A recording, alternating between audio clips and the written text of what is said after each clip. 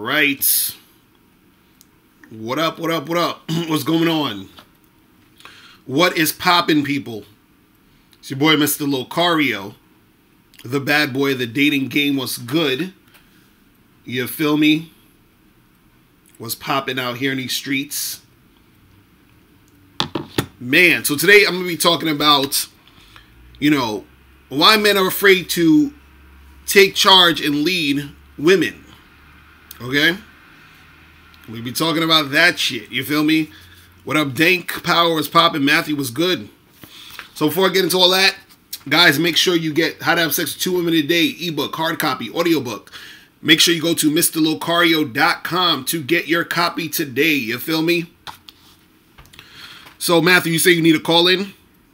I'm going to take calls in maybe 20 minutes. Just want to get through the main topic real quick. You feel what I'm saying? Yeah. Man, so, woo! You said, am I talking about the TFL and incel revolution? I don't even know what that is. What the fuck is these dudes having a revolution? Is going down? They're really making it happen? It's popping off in these streets right now? But, anyway, so, you're talking about why guys are, scared to take charge and lead women. Because, what I notice is, because I coach women also, for those who don't know. You understand? And what I notice is, Terrell was popping, bro. You say you got 3 of my books. That's what's up. So what I notice with a lot of women that I coach, the guys that they're dealing with don't know how to lead them. They don't know how to take charge. They don't know how to give women instructions, right? So now I got a few reasons here why guys are scared to actually take charge. And some of you guys who are watching may be also scared to take charge, or you don't take charge. Maybe you're not necessarily scared, but you just don't do it. Which you should start doing. You need to start taking charge and leading these interactions. You feel what I'm saying? What up, Heroic? Was popping? Enemies defeated was good. Theater Cousins was going on. Man, you said what's the email for the bad boy members? So if you're a bad boy member, email me at askmrlocario@gmail.com. So I think I saw your email, Theater. I'm gonna get back to you today. I think I saw that you sent something, but I gotta double check. But yeah, the thing is that a lot of guys are not taking charge. They're not leading the situations. And there's a few reasons why, right? One of the reasons is that some men think, what up, Moving in Silence? Some men think that men and women are equal, which is why they don't take charge, which is why they don't lead. So they think men and women are equal. You understand? See, now, men and women are equal in the sense that we're all human. We're both, we're human beings, shit like that. So there's parts of us that are equal, but there's parts of us that are different, that are not equal. You understand? So you got to understand that a lot of these guys who think that men and women are, all the way equal, those are the guys who don't take charge. They're like, well, she's a grown-ass woman. Why I got to do this? Or, we're men and women are equal, so why I got to do this? You got a lot of dudes who are male feminists who think this way too, right? It's almost like when you look at I always use this example. You look at a quarter. You look at a coin, right? A quarter has the heads and the tails. It's 2 different sides. It's the same coin, so they're equal in the sense that they're both part of the same coin, but they're not equal because there are different sides to it. You understand? You said men and women ain't equal, but if you say it out loud, you're going to get crucified. And see, and that's the thing. A lot of dudes need to be more masculine. You understand? That means, fuck if you're going to be crucified or not. You say what you need to say. That's what men do. You feel what I mean? So the thing is, dudes who think men and women are equal are not going to take charge and lead women. What you have to understand is that when a woman is in a relationship with a man, right? Or not even just, you know, a specific guy, but generally, in general, women need direction. Okay? Women need direction in general. Now, of course, there's always exceptions. I'm not going to talk about the exceptions today. And a lot of the shit that I'm going to talk about today, I'm sure I'm going to have maybe some social justice warrior check out this video and say what I'm saying is fucked up and, oh, I'm a misogynist and whatever, right? Who cares? But what I'm trying to say here is that women generally need direction. So if a woman's not getting direction with the man she's with, let's say she's even single, she's usually getting direction from some other situation where she's in a situation with a man or some sort of masculine presence. So even when a woman is at work, most of the time, women are working for companies owned by men. Women are working for men most of the time. So they're getting direction from those guys. You understand? So women generally need direction. And the reason why is because, and this is the thing, because you might be saying, well, if a woman's single and she doesn't have a boyfriend, she doesn't have a husband or whatever, how is she able to navigate and do the stuff she does? And the thing is, she can navigate and do the stuff she does in her regular life and whatever it is like that. But what happens is that when she gets into a situation with a man and it's a relationship, you as the man, you are the manager of that relationship. You are the captain of that ship. You understand? So therefore, when she's in juxtaposition with you, she needs to take direction from you. You see what I'm saying? Because women, what their strength is they have strength in their emotions, in their feelings, in the nurturing. We have strength in our logic, our practicality, like us leading the interaction. You feel what I'm saying? So men, we're the ones who's supposed to lead them. You know, and a lot of times when you say this, it's, you know, people make it seem like, oh, you're saying women are weak. No. I'm saying that in this context of you and her being together in a relationship, because a woman will generally lead with her emotion, you, even though you also get emotional too as a man, but the difference is that you more likely than her knows how to curb your emotion and do what needs to be done in certain situations, even if it doesn't go based off of how you feel. For Life When DB said a lot of guys have been raised by women under this matriarchy and been taught the woman is equal to them. Real talk. Exactly. Exactly. See, it's like this. Let's say, and I've used this example before, but let's say you are a really good basketball player. You're the best basketball player in your fucking, neighborhood. Right? And then they're like, hey, there's going to be a basketball tournament. And, you know, you're going to play in the basketball tournament and you're going to play against another neighborhood. And you could win $100,000 if your team wins. You understand? Now, what if, you know, and this is what will happen. Since you're the best basketball player in your neighborhood, whoever's on your team, they're probably going to take direction from you. You understand what I'm saying? But what happens if on that day, I say, yo, listen, LeBron James is going to come through and he's going to be on the team.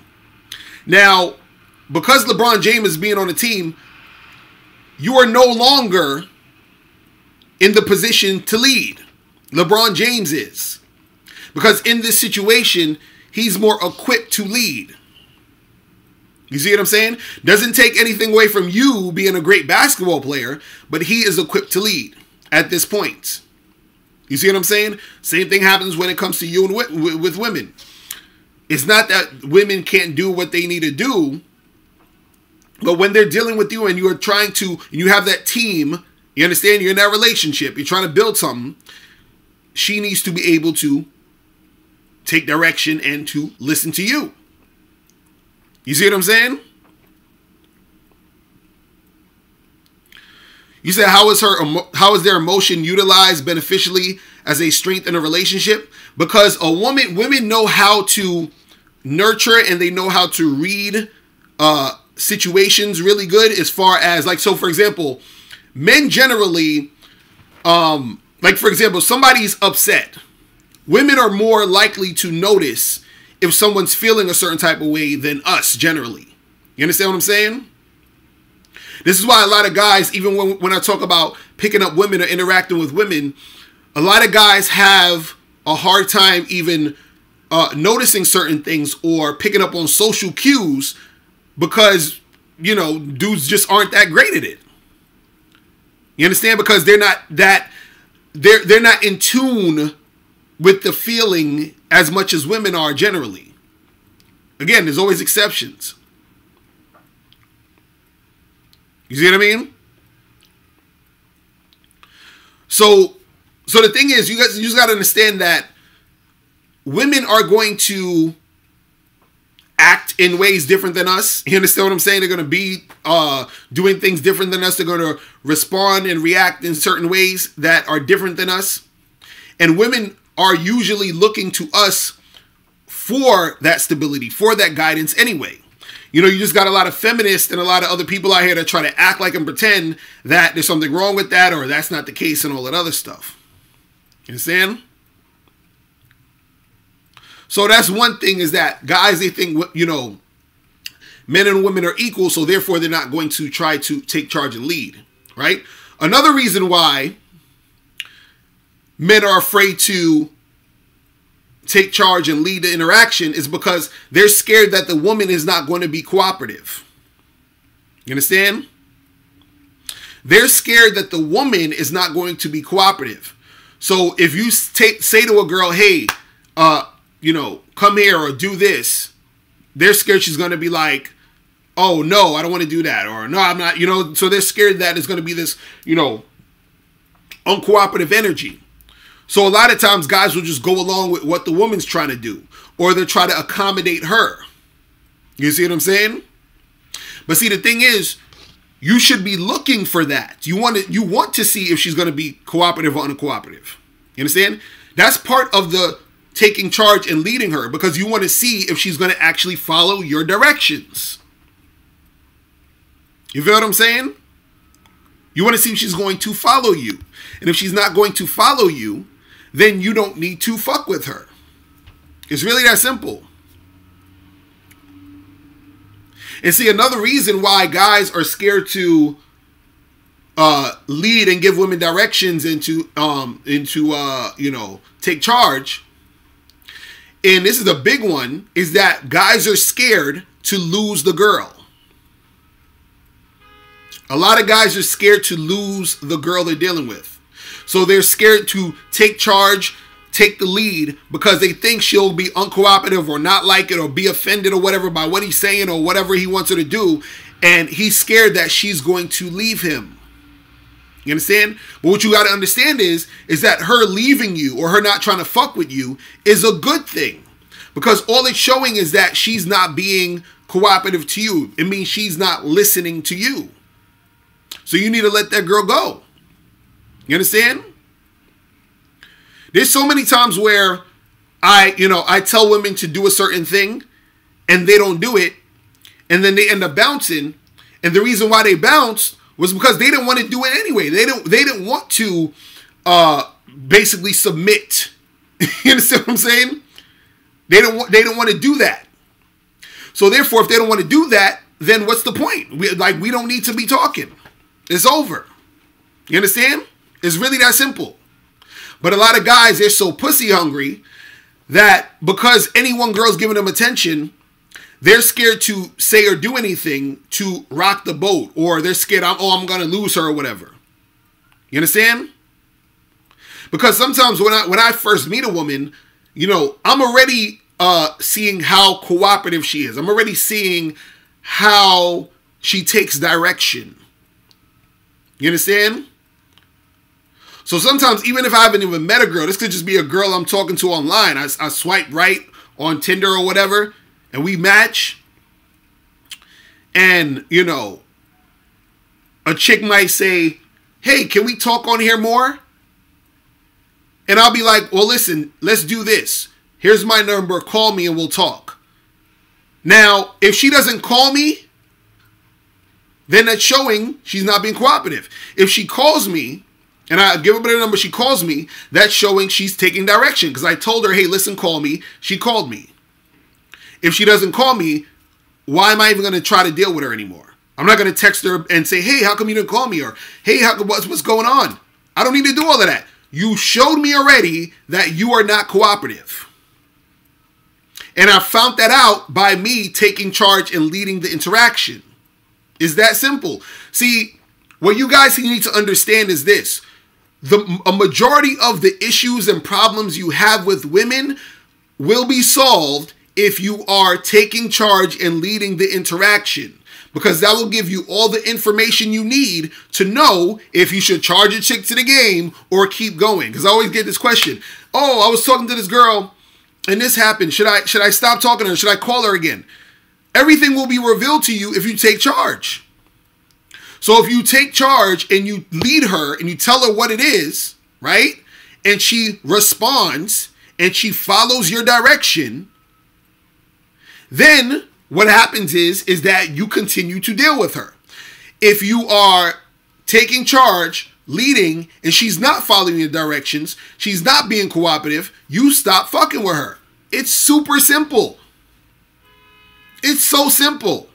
Because what you have to understand is that a woman who really, really likes you, a woman who really, really fucks with you, a woman who really, really is into you, right? She's going to actually want to come see you. She's going to want to interact with you. She's going to want to make things as easy as possible so that she can make shit happen with you. CJ, do you say beta males are afraid to take charge? Real talk. K-Zaggin20, shout out to you. You said so easy a caveman can do it. Exactly. It's real simple. You tell the chicks what to do. If they're giving you any resistance or bullshit, you drop them. You tell chicks what to do. If they are cooperating and making it happen, you fuck with them. It's so simple. But see, this is what a lot of guys do most of the time. A lot of guys, they try to negotiate with a woman, you know, like, and especially even if, let's say, for example, you tell a chick, listen, call me at 8 o'clock. And 8 o'clock comes, she don't call you. So what some dudes will do is, instead of dropping that chick, what they're going to do is that they're going to text her at 8:15 and be like, yo, what's up? And she's not going to respond to him. He's going to text her back at like 8:45. Hey, I thought we were going to speak at 8 o'clock. What happened? You're done. Like, what are you doing?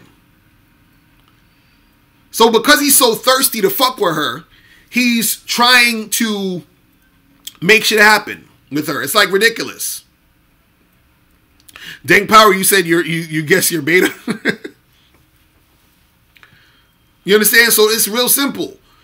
You take charge and lead. She follows, you fuck with her. She doesn't, you charge her. It ain't no more complicated than that. And see, this is, you know, what you need to look at the beginning of when you're dealing with a chick. You got to look at this from the beginning. You understand what I'm saying? Because like I remember I was on a because I see this online, I see this offline. So I remember when I was online, I was on Bumble, and I was talking to this chick, and I was like, yo, you know, let's meet up next week. You know, no, actually I said, what are you doing this weekend? She's like, oh, I'm kind of busy with work. I was like, cool, well, listen, let's meet up during the week, you know, after work and make something happen. When are you free? Right? No, I said, are you free Monday? And she was like, possibly. So I'm like, okay, this chick, she on some bullshit. So I said, listen. So I text her, I said, listen, holla at me and let me know when you're sure you're free. We'll get together. You feel what I'm saying? because she was already, you know, on that bullshit. Then she comes at me and she says, oh, well, can we talk on here more? I kind of want to like gauge to see the vibe or whatever. So now at that point, I'm just like already like, okay, this chick is super whack. But, you know, I'm a nice guy. I'm such a nice guy. So I told her, I said, listen, we're not going to talk on here, but here's my number. Call me and we'll talk. Right? This chick fucking unmatched me. You see what I'm saying? You see what I'm saying? So, this chick ain't really trying to get together. And then look, this is the opposite of this. Another girl I matched with, she hit me up. I said, hey, what's going on? What you doing this weekend? She was like, oh, you know, I got some work to do on Friday, but Saturday I'm not really doing anything. I said, cool, let's get together for a drink. She said, oh, that sounds good. I said, okay, meet me at this spot here at 8 o'clock. She said, sounds good. I'll see you there. Here's my number. Boom. That's it. Then when I met her on the date, right? Everything that I was telling her, she did. Right? So I got there maybe, I think, 5 minutes after she got there. She was already at the bar. When I got there, she was sitting at the bar. I said, hey, listen, let's go sit over at this couch over here. She gets up and we sit at the couch. Right? So she sat down first. I said, hold on, no, wait. I was like, I want to sit over there. You sit over here. So she got up, sat on the side where I told her to sit.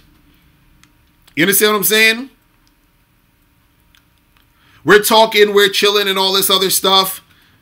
You know what I mean? And she got the first round of drinks. Right?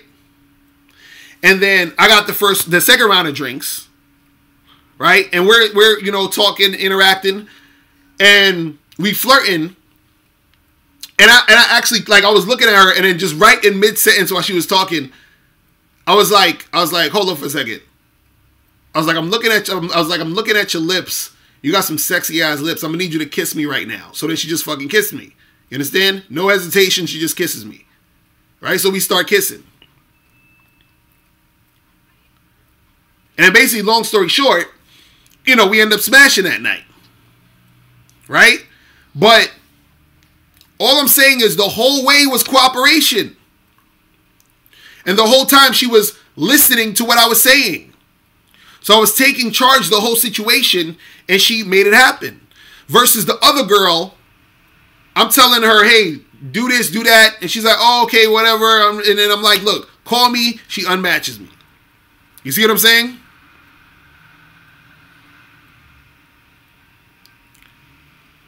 So, you know, it's crazy, man.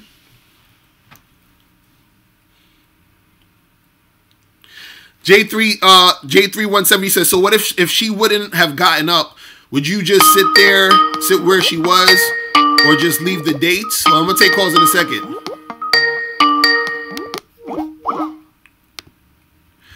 Now, the thing is, if I would have said, hey, you know, get up on the sit over here, whatever, and she didn't get up, right?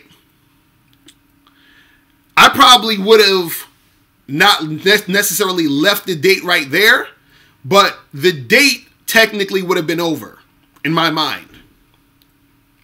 So I would have probably got a drink real quick and then ended the date quickly after that. You see what I'm saying? So it's extremely important that you have a girl follow your lead. I don't think you guys understand how important this is. It's extremely important for you to take charge and have a chick follow your lead. So you always have to, there has to be some sort of thing or test that you're giving her for her to display that she's following your lead. It could just be one thing, but you got to give some sort of something. This is why if I meet a girl at a bar or at a club or whatever, you understand what I'm saying? Like, and we're at the bar talking, I might tell her something like, hey, you know, can you get the bartender's attention for me? And I want to see if she's going to do that. Or we'll be standing at the bar. I say, hey, come take a walk with me over here. I want to see if she's going to do what I'm saying. You understand? That's what you got to look for. You have to look for if the woman is submitting. You see what I'm saying? Because if she's not going to submit, all that's telling you is that she's not feeling you like that. It's real simple. I'm telling you, again, a lot of your interactions will be so much simpler if you take charge and lead, because it's going to tell you a lot about the chick. And when it tells you about the chick, what's going to happen is it'll give you the information you need to take your next step. Oh, Lord, we got Costas in the building talking that shit. Talking about, you bet if the guy was ugly and he needs to kiss on the lips, she would give him a big slap and shame him down. Okay, Costas. Oh, man. Hilarious. But this is what I'm saying. You guys got to understand how important taking charge is, because it's going to show you how she responds to you. You understand what I'm saying?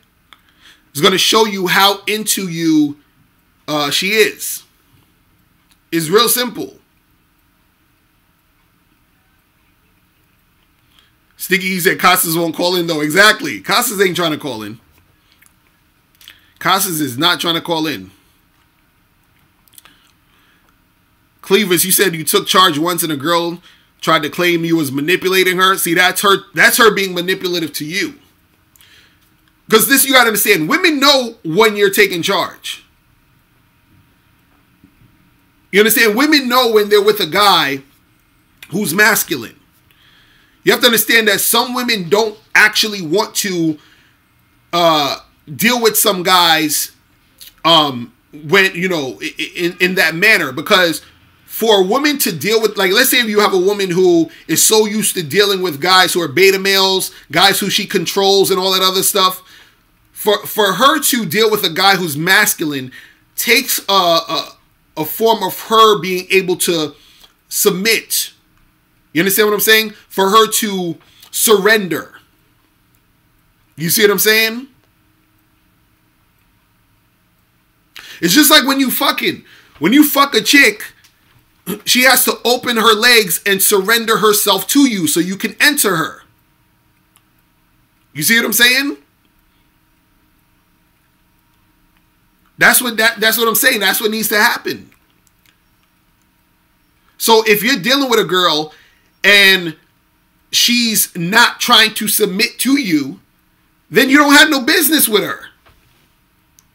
You understand? All you're doing is opening yourself up to being with women who are manipulative, being with women who are going to play games, you know, women who are going to be attention whores, all of that shit. You see what I'm saying? That's all that is.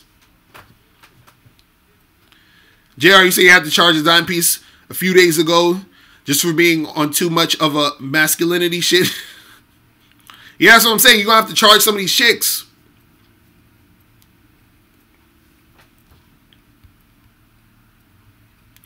Costas, you said so. If an ugly guy says he's sexy, I want to kiss you on your lips. Do you think she will respond positively the same way a good-looking guy said to her? Of course, because you know, according to the incels website and all of that stuff, you know, I'm ugly as hell. So according to them, I told the girl to kiss me and she kissed me. So yeah, so an ugly guy like myself told the girl to kiss me and she kissed me. So yes, Costas, if a guy's ugly and she says to kiss me, you understand? He says to kiss me, she'll kiss him. That's proven by me because I'm super ugly. According to incels.com or whatever, incels.me. You know what I'm saying? So there you go.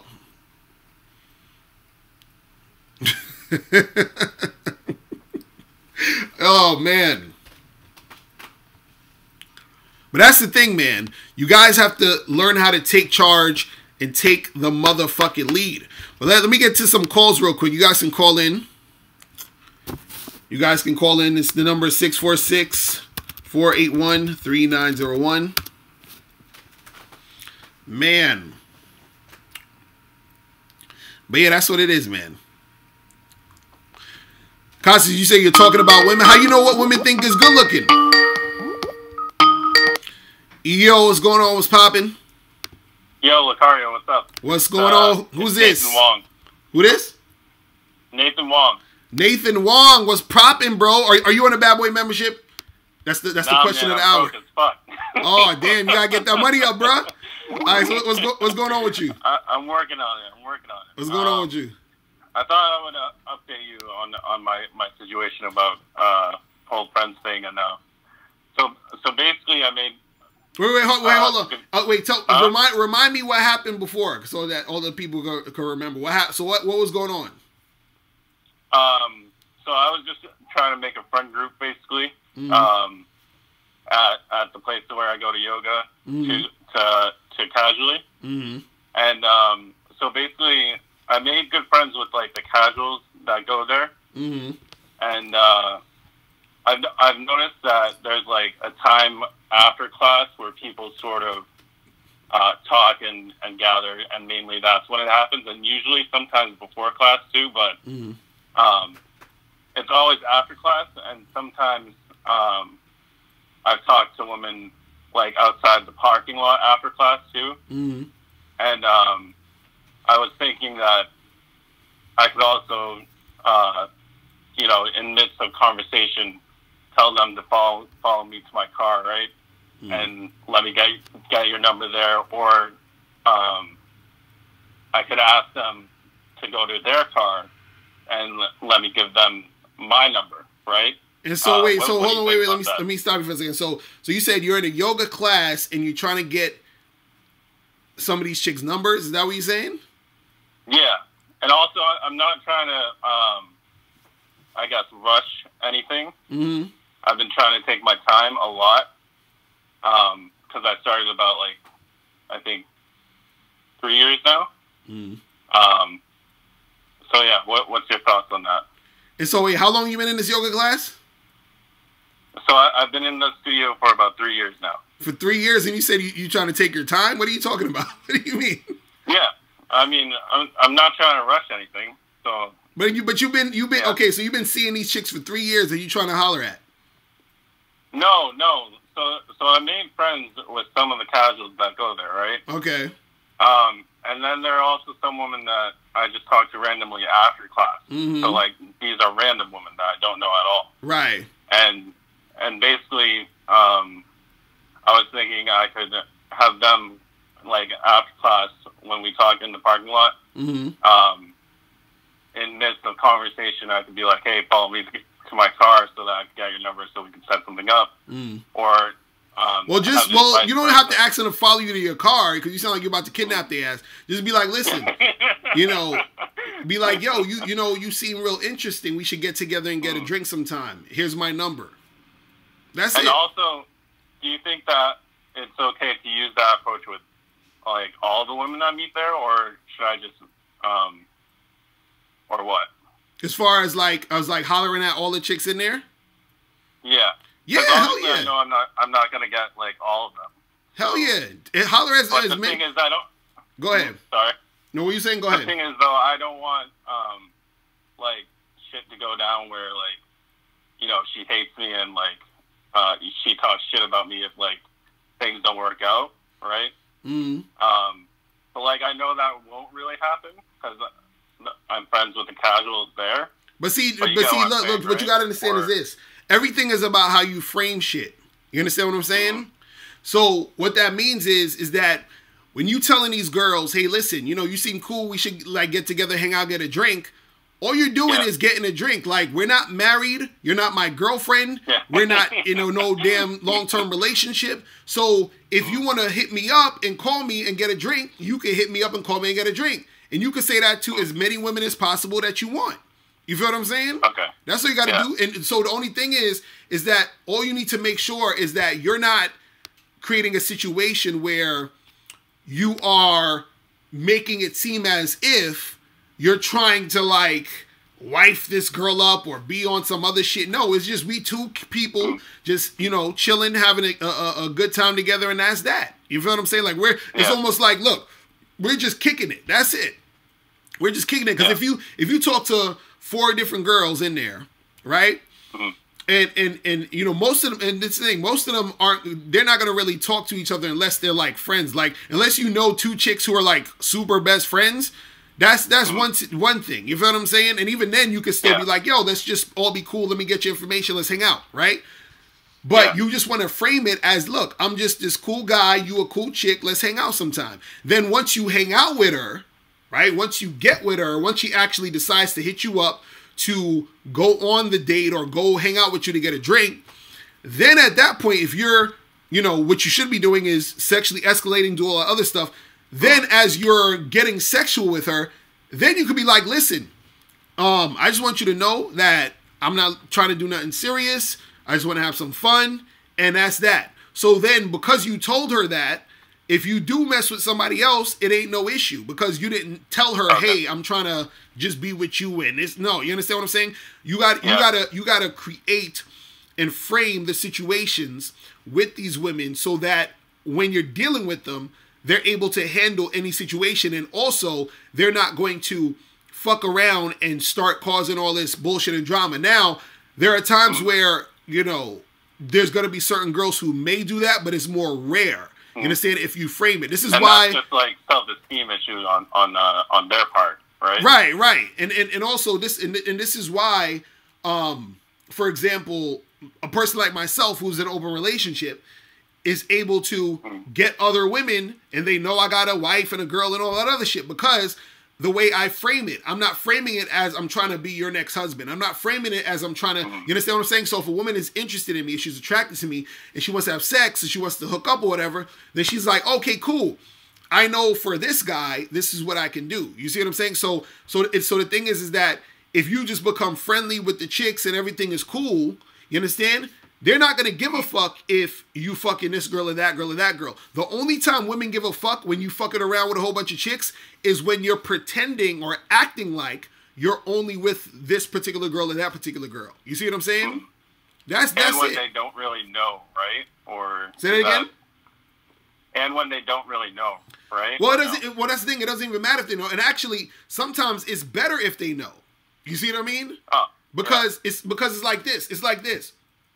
Let's say, okay, for example, let's say you found out that Barack Obama was fucking having crazy ass threesomes with chicks and doing some BDSM type of shit. You'd probably be shocked, like, what? Like, Obama's doing that shit, right? But if you heard about Trump doing that shit, you'd be like, well, you know, it's Trump. Trump does crazy shit, so I'm not really surprised. You understand what I'm saying? So there's a different energy based on, you understand what I'm saying? Like, so because you see Trump a certain way, you're not going to react ridiculously when you find something out. Same thing in this situation. If the girls know that, look, he's just the fuck boy. He's the guy that, you know what I'm saying? That he just goes around and does his thing.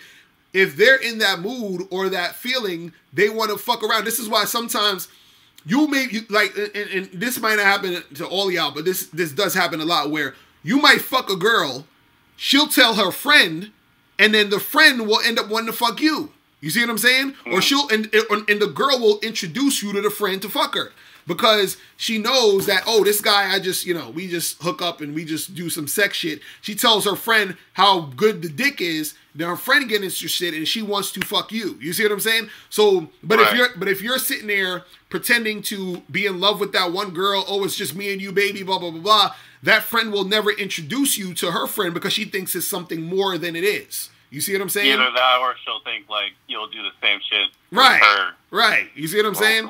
So that's what I'm saying. So don't shy away from being that dude that's just out here having fun and doing your thing. All you need to do is never frame the situation as you and her are just together and that's it. Because that's what dudes see. Guys who don't understand. That's the last thing I don't want. Right. Right. Personally. Right, because this is the thing. Guys who don't understand the game, they try to hide the fact that they fucking with other chicks. Men who understand the game understand that letting other chicks know you have other chicks brings other chicks. You see what I'm saying? That's the thing. So the thing is, I don't necessarily have to, like, let's say for example, you know, like, let's say if I was, because I remember at one point I was seeing like 9 girls at once. That was like my rotation. You understand? So there was one girl I was seeing out of those 9, and one time she asked me. Technically, like a lot for a rotation. Or? Oh, that's a lot. I use most guys. I usually say stick to like 3, maybe 4 at the most, if that much. You feel what I'm saying? And that's even a lot. But this was when I was like in my late 20s, where I had a little bit more time on my hands. Now I don't have time for like a 9, 10, 12. You know what I'm saying? But the thing was one of the girls out the rotation. One day she asked me. She was like, so, you know, she was like, so how many other girls you seeing? So I was like, well, you know, besides you, like 8. And then so she was like, what? Like she didn't believe me, and she's like, oh my God, it's crazy. But because I told her, and this is the funny part about her, because I told her I was seeing 8 girls, I don't know, and this is probably specific to her, but it just shows how more attracted women are to you when they know you're fucking with other women. Because what happened was, once I told her that, she was calling me more. You feel what I'm saying? She was, you know, being a little bit more, like, she was a cool chick, but she was being nicer to me, buying me shit. What were you saying? So basically, like, in midst of conversation, when you're setting things up, and she's like, oh, how many women have you done this before me? You're basically saying just, like, own it. Yeah, just own that shit. Hell yeah. Hell yeah. Because what was funny with her, I thought it was hilarious. When I would fuck her, she would ask me while we're fucking how I'm fucking the other. Like, so I'll be hitting her from the back, and she'll be like, oh, did you fuck that other girl like this? Yeah, give it to me. Give it to me how you gave it to her. Like, she was doing shit like that. So she was getting turned on by the fact that I was fucking other women. You see what I'm saying? So don't hide. You don't have to hide that you're fucking other chicks. You understand? Now, the flip side of that is that there are some girls who they can't take the competition, so they'll just opt out. Yeah. You understand what I'm saying? So there are girls that's going to do that too. Some women like secretly hate each other, right? Right. Well, yeah, pretty much. But also too, women thrive off that competition, and understand that women see. And this is what I always tell guys. Women guys always think women have all these options, and oh my goodness, how am I going to get a girl when she has all these guys in her DMs and all this other stuff? Women have options as far as the amount of numbers of guys they got trying to holler at them. But, and shout out to my dude K Zaggin, because he did a video about this the other day, where it's hard for women to find good dick. You understand? Meaning a guy they actually like fucking with. You feel what I'm saying? And having sex with. So what happens is that when you're dealing with these girls and they like fucking with you, they don't give a fuck that you fucking with other girls. They just want to make sure they get in their turn. You feel what I'm saying? They want to make sure that they are dealing with you, you know, and also the fact that you're dealing with other women is it's like co-signing you. It's like, oh shit, this dude must be on point if he could fuck with all these other women. There gotta be something about him. You feel what I'm saying? And that's the thing. You see what I mean? Yeah, I got you. Yeah, man. Appreciate the work. Yeah, bro. Good talking with you. Yeah, man. Shout out to K's Back in 20, man. That's what's up. Just keep up the good work. That's what's up. Real talk. And eventually I'll get on the Bad Boy membership when I get my money. Yeah, man. Get that money up, bro. I'm telling you, your game gonna get to that next level. Trust me, all right? Oh yeah. Shout out to EO as well. Oh yeah, definitely. Shout out to Everett Overton. That's my dude right there. All right. Yeah, man. All right, Mala. Peace. Yeah, man. I'm telling you guys don't be scared to let these chicks know.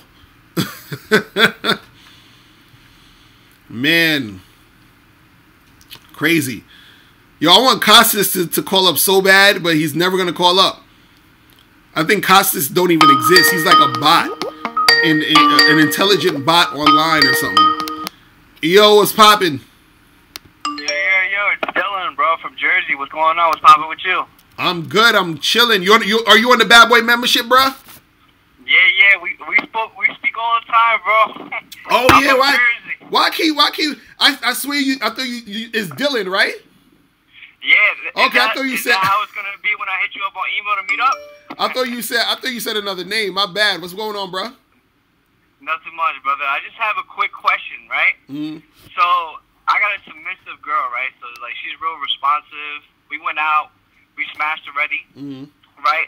I already scheduled plans with her on this Saturday and shit. She's supposed to come over here to Jersey in Manhattan to come to the Newark Penn Station. Mm-hmm. So like I haven't spoke to her in a while. I think we spoke about this before. Mm-hmm. So like, should I be like on a submissive woman like that?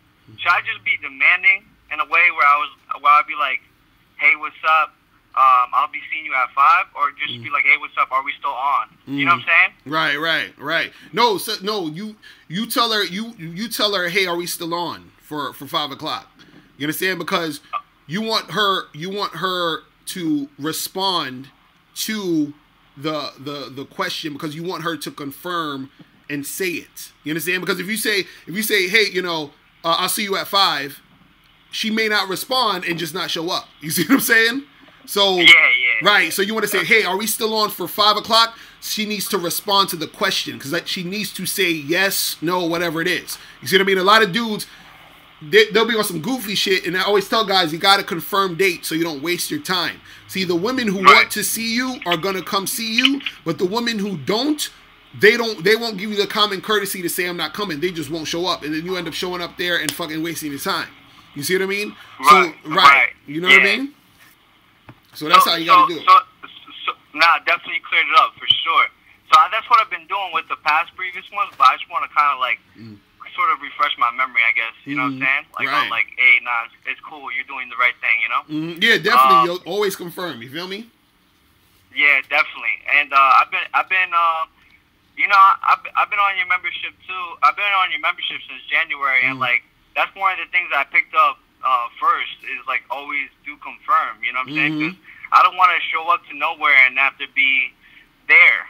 Right, exactly. And see, and it's the funny part. A lot of guys, they have this thought process of saying, they'll say, well, I don't want to confirm because that makes me look weak and needy, and that's bullshit. You understand what I'm saying? What guys are not confident she's gonna show up. Right. What guys don't understand is a woman being flaky and indecisive and all that shit, a lot of times has nothing to do with you.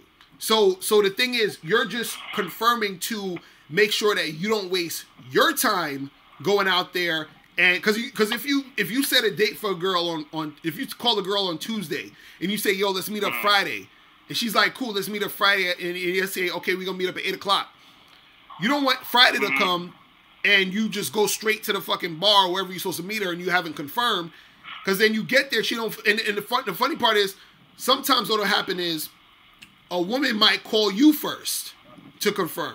You see what I'm saying? Right. So that was my next question. Right. That was my next question. So should you do you go by a rule where you hit them up the day before, like after like a certain time, or how do you normally go by that? Usually what I do is I usually like to hit them up. Like usually I set dates like nighttime at night usually. All right. So let's say I say Friday at 8 o'clock. What I do is I'll text her as soon as I wake up in the morning. So let's say I wake, because I wake up later than most people. So let's say I wake up at 9:30, 10 o'clock. You understand? I'm going to text her as soon as I get up, be like, yo, are we still on for 8? Because what I want to happen, and this is why you should text her as early as possible. So let's say even if you woke up at like 7, text her at 7 a.m. Yo, are we still on for tonight at 8?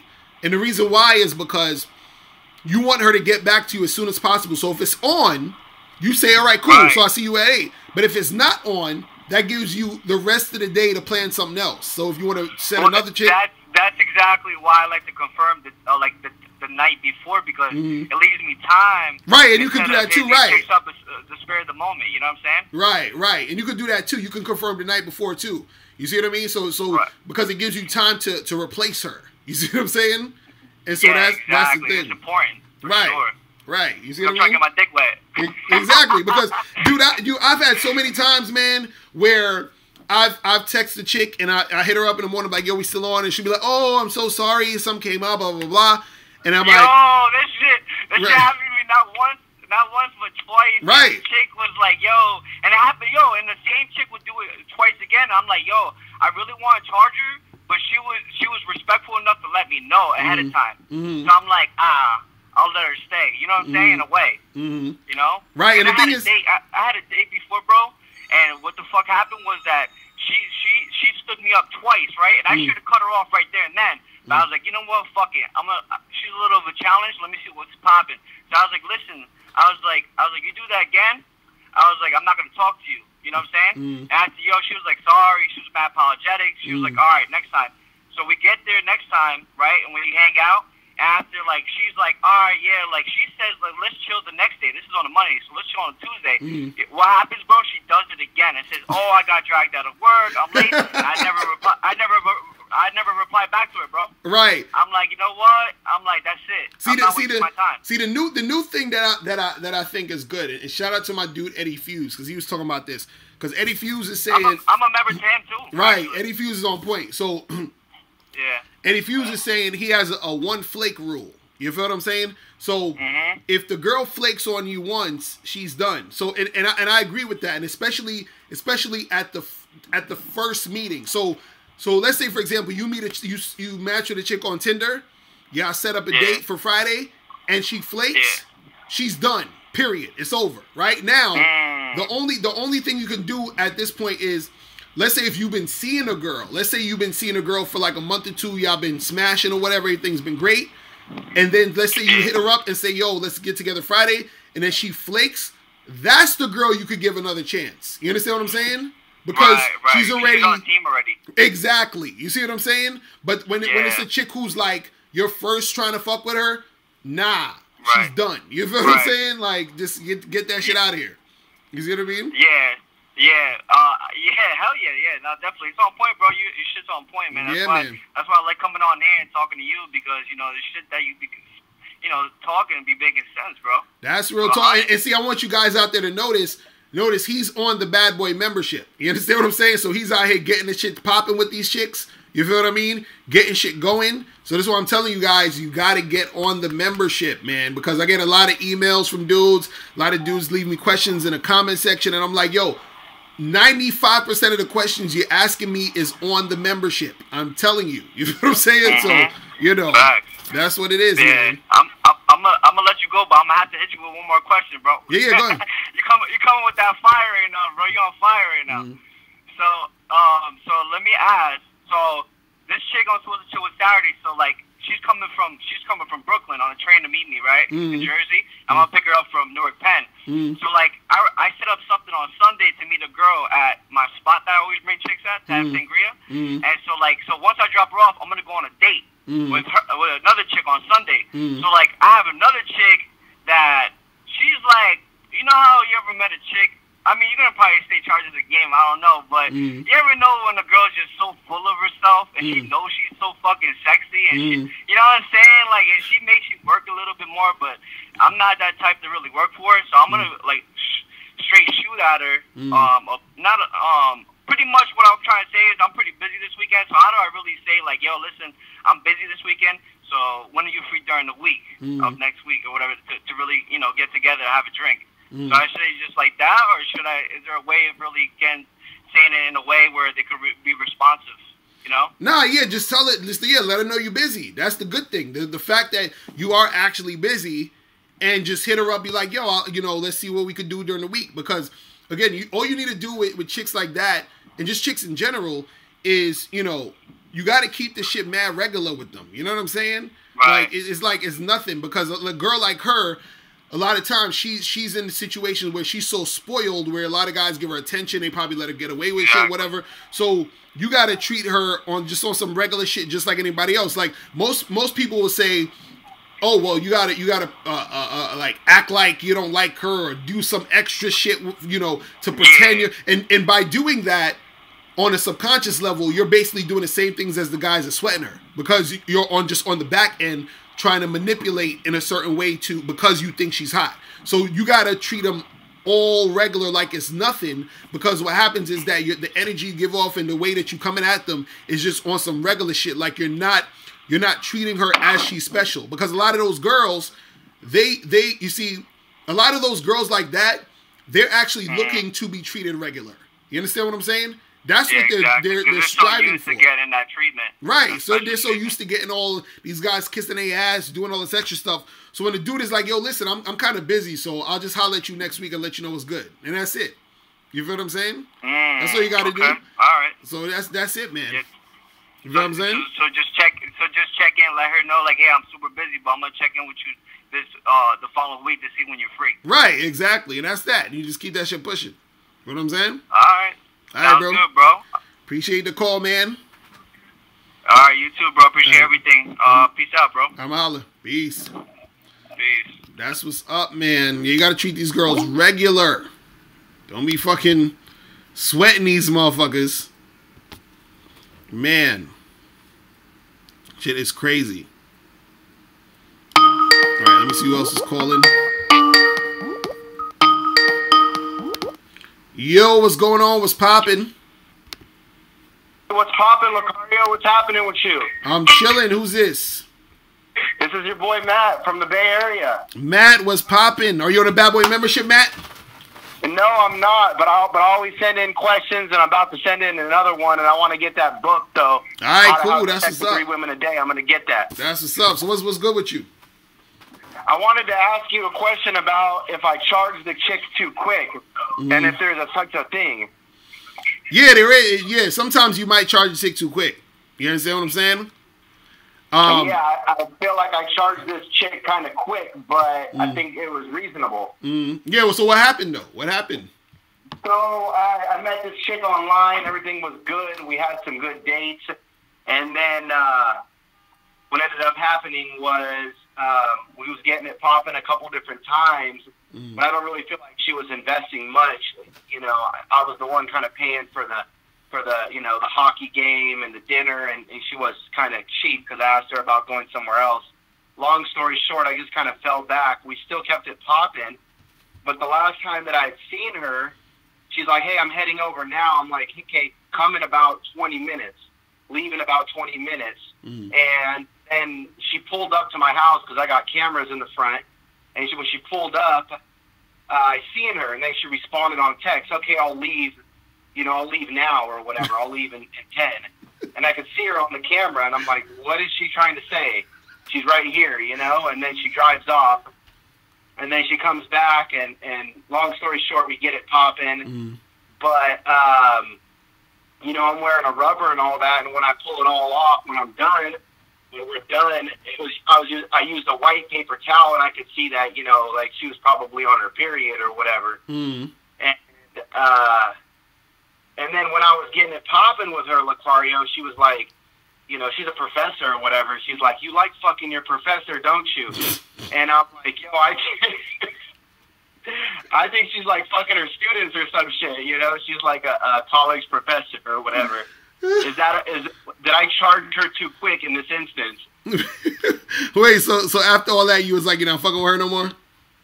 I just never hit her up, and she never hit me up. I got a big rotation, right? So all those things kind of stuck in my head. Like so why do you feel like what was your reason for charging her to the game though? What was your reason for not fucking with her? She kind of came over on her period and gave me that, you know, that period pussy. She didn't really tell me. And then I felt like she lied because she was like, you know, you got to leave in about 20 minutes. And I could see her on the cameras pulling up, you know, and then she drives away. And then she's saying something about, you know, you like fucking your professor. So we wasn't doing no role playing or nothing. I just feel like all those things and her not investing much, like I just never hit her up. The thing is, you know, she's kind of weird. You understand what I'm saying? So you gotta figure out like why you want to you know, charge these chicks to the game, because the whole period thing, usually chicks will let you know they're on their period. But sometimes she may not have realized she was on it. Who knows? I don't know. It could have just happened at that moment. You understand? I don't know. Was it heavy flow, or was it just like a little bit of period blood? Oh, very little, but it was still like kind of grossed me out or whatever. Right. So she was probably like on her last few days or last days of the period and shit. And I don't know, maybe she went to the store or some shit when she said, I'll be back in 20 minutes or something. I'll be there in 10 minutes. Maybe she was at your house and was like, oh, let me go to the store. And then she can't, I don't know. You understand what I'm saying? So, Right. I mean, you could just like my dude K Zaggin in the chat. He's like, man, he said just keep fucking her. Just keep. So you could just keep smashing.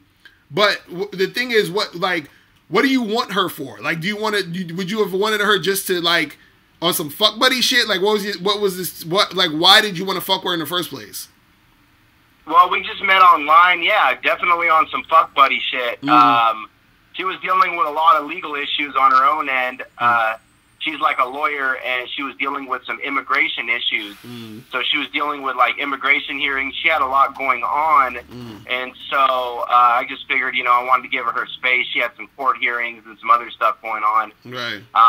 But I just, I kind of felt like all of it together.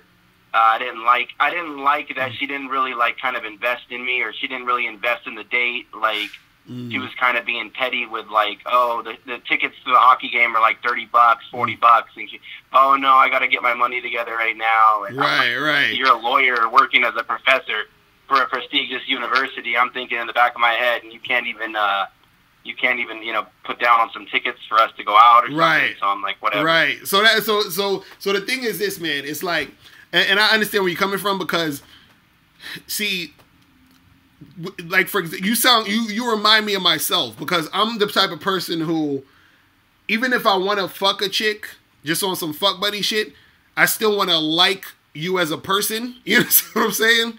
So, right. So I feel like you're looking at it like she's kind of on some cornball shit, and that's turning you off. You feel what I'm saying? So I feel like you could be like, yeah, fuck it, charge it to the game if that's the case. You feel what I'm saying? Because the thing is, even though you might still want to fuck her, all of those weird things and how she acts and how she is going to distract you. It's going to be a distraction of you trying to make something happen with her.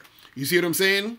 So I would say charge it to the game. You feel what I mean? Like, yeah, so it's like you didn't charge it too quick. You're good. Just charge it, because if that's the case where she's on that petty shit, she's kind of like weird and all of that other stuff, and you're not feeling that vibe, you got to charge her. You see what I'm saying?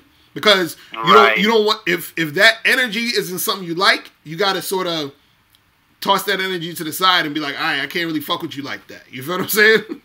So Right.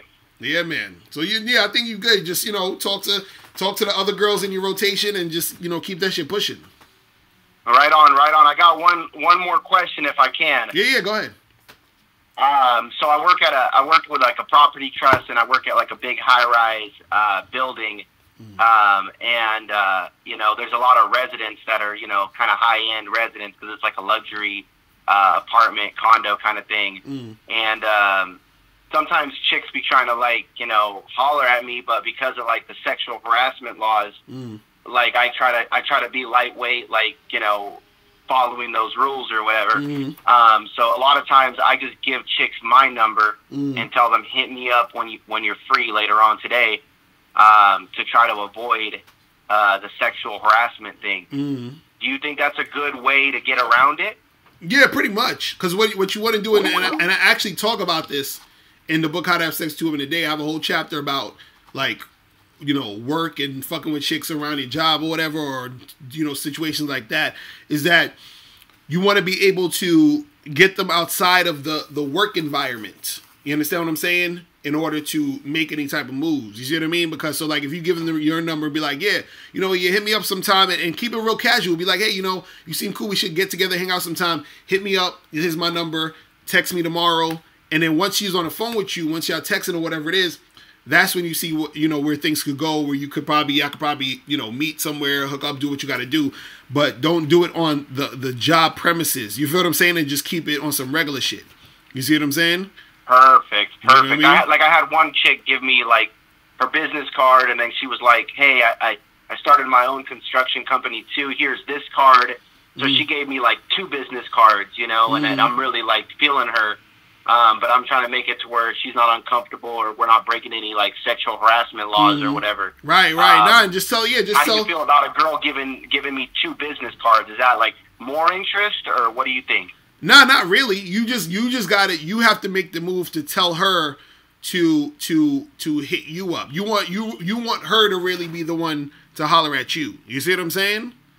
So that, because what it is that in that situation, because the thing is, she could just giving you the business cards to give you the business cards on some business shit. You feel what I'm saying? So the thing is, you want to be able to tell her like, hey, listen, you know, here's my card 2, or here's my number 2, but what I want to do is this. You feel what I'm saying? So if you want to do that, holler at me. That's all you got to do. You see what I'm saying? That's all you got to do. But you have to frame it in a way where we're not just talking about business. We're talking about something else. You feel what I'm saying? Because the thing is that you want to be able to have it in a way where you're doing just enough so that she knows that you're trying to holler, but you don't want to do too much to where you're trying to really holler at her there. You understand what I'm saying? Yeah, right, perfect. Right. So basically it'll be something like, you know, so say she gave you the 2 business cards, you'd be like, yo, here's my card 2, but you know, you seem kind of cool. You know, besides work, I'd definitely love to get together with you, get a drink sometime when you're free. So give me a call if you're interested in that. That's it. You see what I'm saying? And you can tell her, yeah, hit me up tomorrow, whatever. So if she does hit you up, and then once she does hit you up, that's when you can make it happen at that point. You see what I mean? The thing you don't want to do is you don't want to really, in the work environment, really try to push up and, you know, touch her and do a whole bunch of other shit there. You feel what I'm saying? That's what you got to do. You know what I mean? Right on. Thanks, Locario. I'm going to free up the lines right now. I really appreciate the game.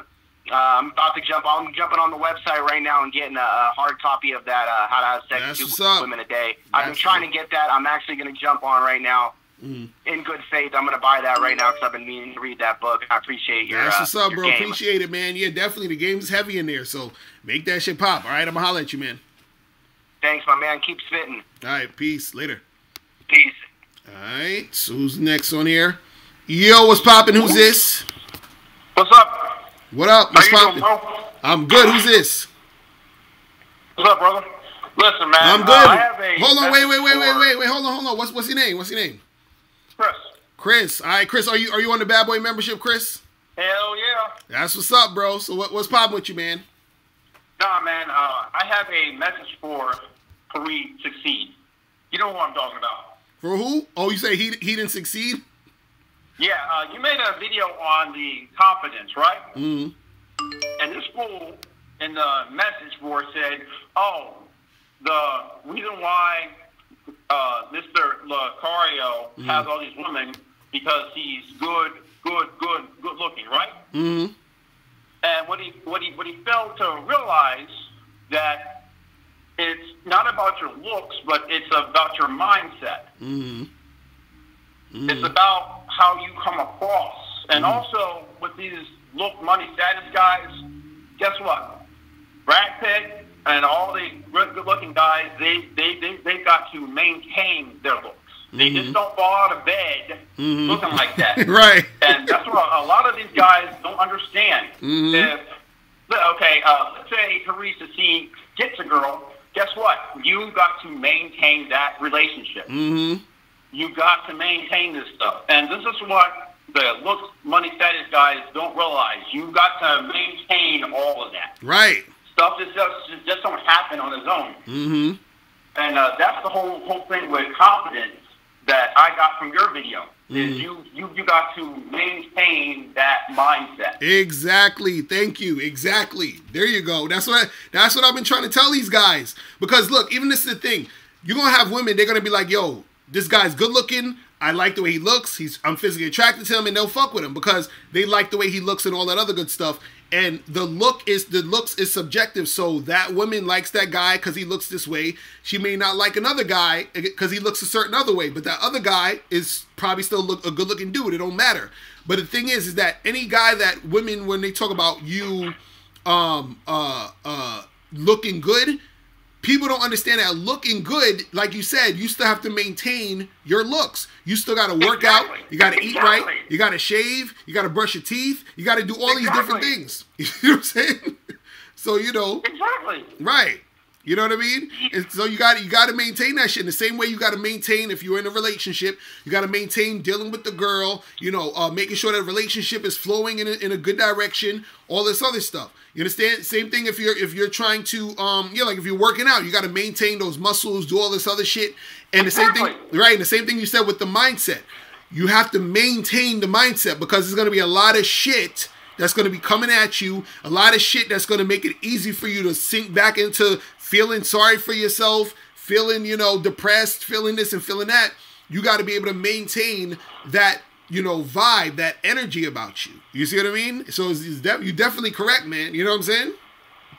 Yeah, and it's just funny to me that Teresa C comes on your chat or calls you and talks about, man, the only reason why you get all these women because you look good. Like, no, you've actually put in the work. Right. That's the thing. Because you know what it is? It's not like you just fall out of bed and it's hey, you know, I'm Locario, I'm the bad boy of the dating game. Right. Like, no, bro, you put in the work. Because you know what it is? A lot of these dudes, they think, a lot of guys, unfortunately, that don't go out there and interact with women just in general, they've been brainwashed by the media. So in the media, what the media does is that they through fucking like movies and television shows and all this other shit and all this other craziness, they're always going to show like a good-looking dude in the movie as the lead, the good-looking dude, you know, getting the girl in the movie. So you're conditioned to think, well, damn, I got to be a good-looking guy in order to get the girl. What they don't understand is the reason why they put the good-looking guys on the front screen and all of that is because people like to look at shit that looks good. You feel what I'm saying? So it's a money thing. It's a marketing thing. Oh, yeah. You see what I'm saying? So, because like even, I don't know if you guys know that, what's the dude? The guy that was, had the mugshot, Jeremy Meeks. You remember that dude? So he got a modeling contract because he's a good-looking guy who has a model look. So when the company saw him, they was like, oh, we could make money off this guy. So I'm watching videos. There's a video he put out where he was getting interviewed and he was talking, and I'm seeing in the comments and all these guys are like, you see, it's all about looks and looks. It's all about looks and looks better. And I'm like, yeah, it's gonna matter if a modeling company wants to use you for money. That's when it's gonna matter. Of course, it's gonna matter. You feel what I'm saying? In that specific situation. That has nothing to do with the situation of you being a man trying to attract women and have sex with women. What they're doing with him is a business. It's a different context. You see what I'm saying? Exactly. That's what they don't get. Exactly. You see what I mean? So I'm just like, oh my goodness, it's fucking ridiculous, man. So a lot of these dudes out here, when they don't understand context, when they don't understand game, they have a very simplistic way of thinking about shit. So they think, they think that a good-looking guy is just sitting at a bar or sitting in a coffee shop and women just come in and jump on his dick and he don't got to say nothing. It's like, that's not how the world works. You feel what I'm saying? A guy who's good-looking still has to go out there and pursue. He still has to go out there and interact with women, because the fact that women, their responses vary and also are all over the place. There's so many different things that cause a woman to have sex with you and to not have sex with you. You see what I'm saying? So it's crazy. Sometimes, look, I remember I had this one chick that I wanted to smash, right? Right. And I didn't get to smash her. You know why I didn't get to smash her? Because she was too insecure to get naked in front of me. Because she thought I was too fit. She was like, oh, I didn't want you to, you look like you work out, you have a nice body, and I don't want you to see my body. I'm embarrassed, and I'm just not really ready right now. This chick gave me a whole damn speech and lecture about how she can't get naked in front of me because she's too insecure, and I'm going to judge her. And you know what I mean? Like all of this stupid shit.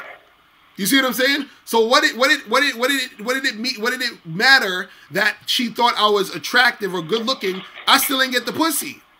Exactly. You see what I'm saying? So it's like, it's stupid. And the funny part is that same girl probably would have gave the pussy to a guy who she thought was more average looking, because she probably would have thought, oh, well, this average looking guy isn't going to judge me as much as this guy who I think is really good looking.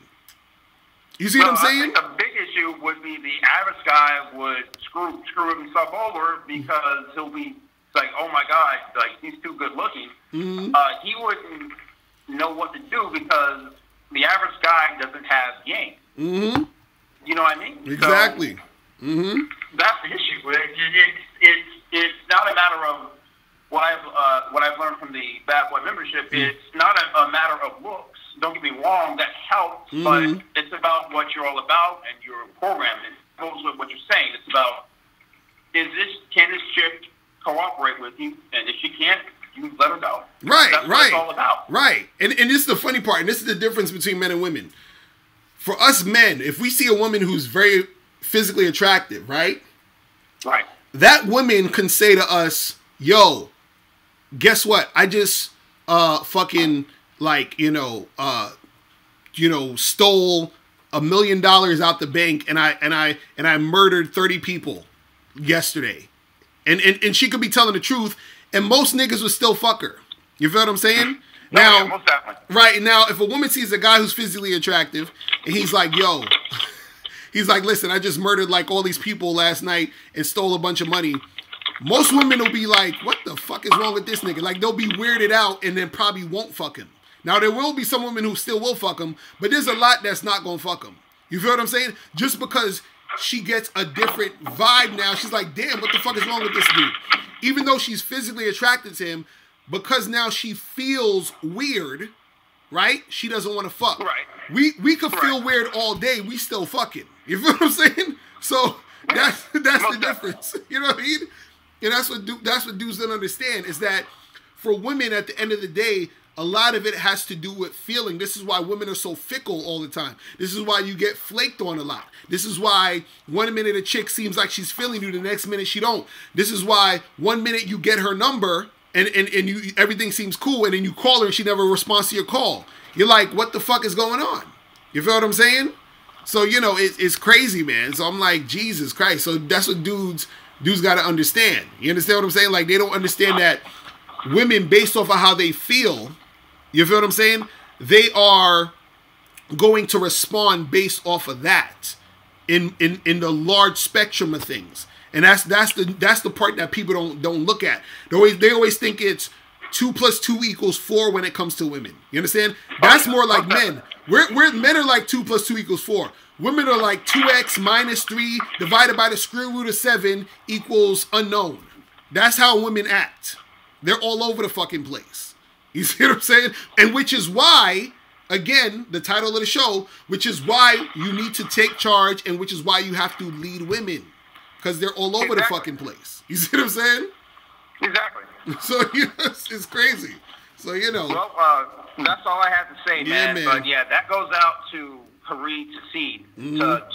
I wanted to think about that. Think about why do Brad Pitt and whoever male celebrity, why do they have personal trainers? Why do they have new nutritionists? Right, why do they have stylists? They have to maintain the look. Right. They just don't fall out of bed like that, bro, you know? Real talk, man. I want those guys to think about those things. Think about that stuff. Right. Real talk, man, bro. Yo, I appreciate you calling up. I'm holler at you later, man. All right, peace. All right. Yeah, Matthew, the $27 one is the ebook, and the $49.97 is the hard copy. So if you guys want the ebook of this, it's the $27. If you want the hard copy, it's the $49.97 one. So it's right under that one. You feel me? Yo, what's poppin'? Who's this? What up? This is Tanner. Tanner? Yeah. What's going on, bro? Are you on the Bad Boy membership? Nah. You got to get on that, bro. You got to get on it. But what's good, bro? What's up? So, I got a little situation, and I want to know how to handle it. So, like, I'm 19, and like, I had some shit, like, some serious shit going on, like, whenever I was a kid. So, like, I'm still a virgin, and I'm kind of like, I'm super picky with like the girls that I'm trying to fuck with, like that I'm trying to lose my virginity to, you know. So you say you're super picky about the girls you want to lose your virginity to? Is that what you're saying? Yeah, like Why? Yeah. Why are you super picky? Because I feel like, you know, that's what I deserve. Mm-hmm. Because I feel like, because I didn't get a lot of play in high school, and then I made myself that dude. So now I feel like I get to choose who I want to fuck with, you know? Yeah, you do. You do get to choose who you want to fuck with. But my question to you is that what are you doing in relation to your pickiness? Because you could be picky all you want, but the more picky you are, the more work you got to put in. You understand that? Yeah. So that's the thing. So you can be picky as hell, but you got to put in a lot of work in order to get a specific result. You see what I'm saying? So if you want a specific type of girl and you're being picky and you're like, damn, well, you know, there's 100 girls, I only want 2 out of this 100. You're gonna have to put in a work to try to get those 2, and then if you don't get those 2, you got to find another 100 and then get 2 out of those 100. You feel what I'm saying? So yeah. So it's, you know, but the thing is, you're saying that you're trying to lose your virginity, right? Yeah. And what are you doing now to like get these girls? Like what are you doing specifically right now? Working, hitting the gym, talking to girls, but it's just like I don't see like high quality women like all the time. And what's a high quality woman to you? Like, what's your type? Like, what type of girls you like? I only have 2 types. I like Asians and Hispanics. So you don't like nobody but Asian and Hispanics? Yep. Okay, and so you don't see any you don't see a lot of high quality Asian and Hispanic women at all? Nowhere? Yeah. And where do you live? I live in Kansas. In Kansas? Damn, bro. Yeah. Jesus Christ. Yeah. Oh shit, bro. You gonna have? Is there a lot of Asian and Hispanic women in Kansas? I mean, a little bit, but I also like to fuck with girls that, you know, go to the gym and have a job and shit. Right. Damn, bro. You gonna have to shit. Because I mean, I have an aunt that lives out in Kansas. I haven't visited her in a minute. So, but the last time, I was younger, so I can't really remember. But I think you're gonna have to. This is what you're gonna have to do, bro. Man, it's gonna be hard for you because if you just designating it to Hispanic chicks and Asian chicks, that's narrowing your shit really small. You feel what I'm saying? So yeah. So it's gonna be a lot harder for you to make the shit happen because the more specific you are, again, the more picky you are, the harder it's gonna be. So you trying to tell me you're not attracted to any white women, any black women, any Indian women, none of that? No, I just don't see them like sexually attractive. Damn, bro, because what you're gonna have to do is you're gonna have to move or something. You're gonna have to go to a different area. You feel what I'm saying? Because you need a wider range of women to, like, even if it's just Asian and Hispanic, you're gonna have to, like, you know, find a way to get to different cities and areas. You feel what I'm saying? Yeah. In order to find out, because it's gonna be hard for you to, because this is the thing. Let's say you find, like, in the next month 15 to 20 Asian girls, you know. Yeah. That's not a huge amount of women to choose from. You know what I'm saying? Because not only do they have to be Asian, you still want to be, like, you still want them to look good, right? You still want them to be attractive, right? So now let's say you find 20 Asian girls and 10 of them you don't think they pretty. So now you're only down to 10. You feel what I'm saying? Then out of those 10, what if 5 of them, the personality is whack? You don't get along with their ass. You feel what I mean? Now you're down to 5. You see what I mean? So you're going to have to find a city near you. You understand what I'm saying? Or move out to another city, or find a friend who lives in a city near you. Stay out with that dude for a while and see what the girls are around there. But you're going to have to find a place where you have more to choose from. You see what I'm saying? Because that's going to be an issue. If you're designating it just to Asian girls and Hispanic girls, and you're in Kansas, bro, you're gonna have to figure out a way to get to other, areas and chill there for a while and see what's popping. You know what I'm saying? Cause Yeah. other than that, it's gonna be tough, bro. It's gonna be a tough road for you. I'm telling you. So you know, that's all I can tell you, man. All right. All right, I feel you. All right, man. I'm out at you, bro. All right. Peace. Man, that dude said he in Kansas and he trying to find the Asian girls. That ain't getting you to move to China or something. K-Zag said join the military or go to college out of state. Real talk. Yeah, if he was in like New York or, you know, something like that, he'd be good. Yo, what's poppin'? Who's this? Yo, what's good? Locario's Cameron, bro. What up? What's poppin' with you, man? Are you on the Bad Boy membership, bro? Hey, man, you already know, bro. You already know. That's what's up, bro. So what's poppin' with you? So, I got some shit, man. So I stumbled upon another YouTuber, and it was a female, and she's a dating coach, right? And I'm like, I'm looking down her stream, and it's crazy because she is the female version of like you and all the other dating coaches. You know, all the other people. I ain't gonna name no names, but all the other male dating coaches. But the thing about it is, what women are teaching, the women are teaching how to get money out of us. We teaching. Y'all teaching how to fuck these bitches, but it's sad. And she even said that it is crazy. Like they know everything we about to do. Like it's literally like down to a science. I was looking up on her YouTube channel. It was crazy because they really is teaching. I feel like what's her name? What's her YouTube channel? I'm gonna have to put it in the chat, but I don't know her shit by heart. But okay. I follow I look at recommended, and I follow like 5 or 6 of them, and they all telling people like all the bitches. It's like they got way more subscribers than like the average, dating coach, like male dating coach. They got like 200, 300,000. And so these females is really like, seriously learning this shit. And young bitches, you know what I'm saying? Young girls my age, like 20, late 20s and shit. Right. So I'm like, I feel like this should be a video for you. I just want to give you an idea of a video. Look, I'm gonna put some shits in the chat. If you got an email, I'll send them over to you too. Right. But, and so you said she teaching chicks how to get money out of dudes?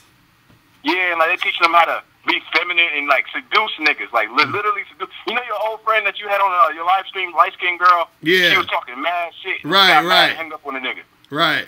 You remember her? You talking about Erica? Yeah. All the bitches is like her, bro. On everything. And you know what's funny? You know what's funny? The thing is, I actually don't have even a issue with that. If she's teaching chicks how to get money out of dudes, and if dudes are stupid enough to give these chicks money, then that's on them. Right. You feel what I'm saying? That's on them. Right. I was gonna say, it only works on that beta male provider as exactly. So that's all that's gonna do. I still feel that even though it's only for that dude, people should enlighten themselves on the tactics that these bitches is using. Like, yeah, of course. But see, that's where the game comes in. What we talking about? You feel what I'm saying? Because a lot of these dudes who don't understand the game, and a lot of these cats who they just on a looks, money, status shit. You see what I'm saying? That's the dudes that's gonna get caught up in the dumb shit. You feel what I'm saying? But see, it's like cats like us who know better. You feel what I'm saying? You gonna know, like, look, I ain't out here shelling out money for this chick, and I'm not. If she ain't trying to smash when I'm trying to smash, I'm just charging it to the game. Done. You see what I mean? And this is even goes to the title of the show where I was talking about taking the lead and taking charge of the situation. A woman can't manipulate a dude. You feel what I'm saying? Unless he allows her to. You see what I mean? And also, what happens is a woman is always going to, cater or acquiesce to the man who is the most dominant. So if a chick come at you with some bullshit and she realizes that, oh damn, this guy, I can't fuck with him like that. If she's into you, she's feeling you, she's going to quickly switch up for you. You see what I'm saying? That's the thing that guys don't understand. Because as much women out here who will say, oh, they'll go on a date with a dude and be like, oh, I don't kiss on the first date. I don't have sex on the first date. I want to wait. I want to do this. I want to do that. She's saying it to all of the beta males and the simps. When she sees a guy who's like the alpha dude, who's the guy who knows what it is, she's attracted to him. So what happens is she submits to that guy. She's gonna all that shit she learning from that those chicks talking about, oh, get money, get this and that, all that shit goes out the window.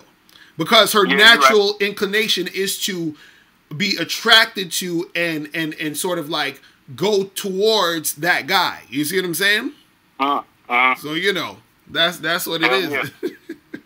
That's what it is. It was just so crazy. It was just so crazy because, you know, when I was watching it, it was just like, it's like really scandalous how they are. You know, like it's really like I could see how a dude would go mix out. No, by no means am I mix out, but I could see how a simp ass dude that don't got no game could be salty. Oh yeah, of course. That's what I'm saying. You know what I mean? That's what I'm saying. That's what I'm saying. Like a lot of these dudes, the reason why, and this is what I said in the beginning of the video, I said, look, if dudes know how to lead and take charge, 90-some% of the issues they have with women will go away overnight. Because like what I was saying to these cats out here is that a woman can't get your money unless you give it to her.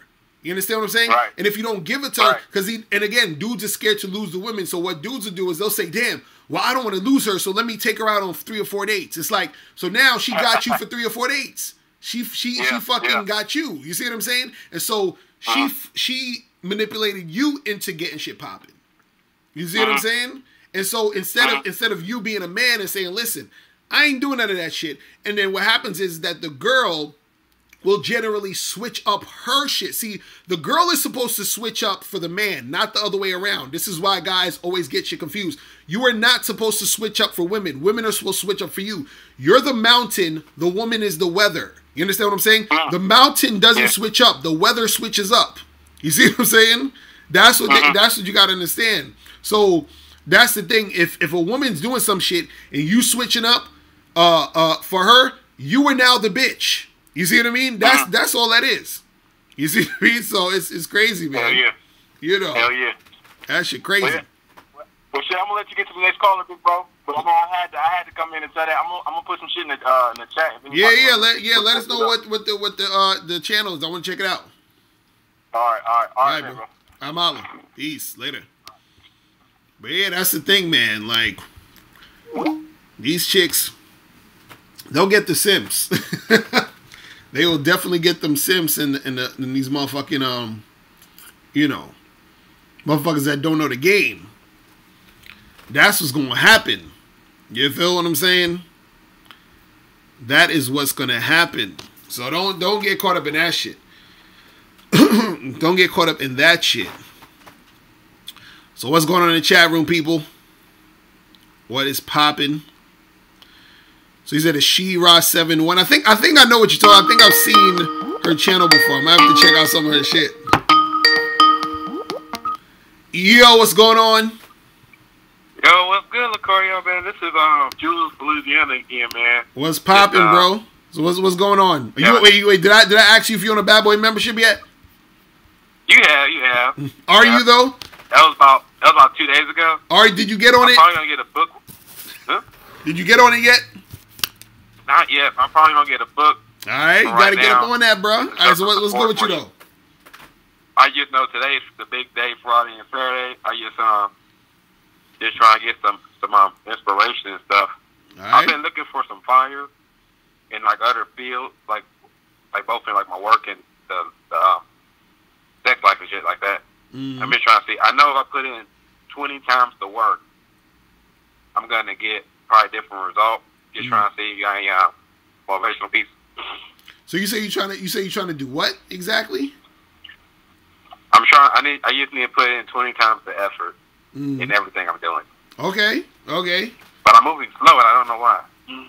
So you say you're trying to put in 20 times the effort, but you're moving slow as far as, give me something specific. Yeah, just like it's like the basic shit, man. I don't know. See, that's the problem. You don't even know what you're trying to do. You know what I'm saying? You got to know what you're trying to do before you actually put in that work to do it, right? Yeah. So you got to figure out what you're trying to do. So you talking about let's say you talking about for your job, for women, like what you mean? Like just for my job, I'm trying to make whatever. I'm trying to make like twice the sales I normally do.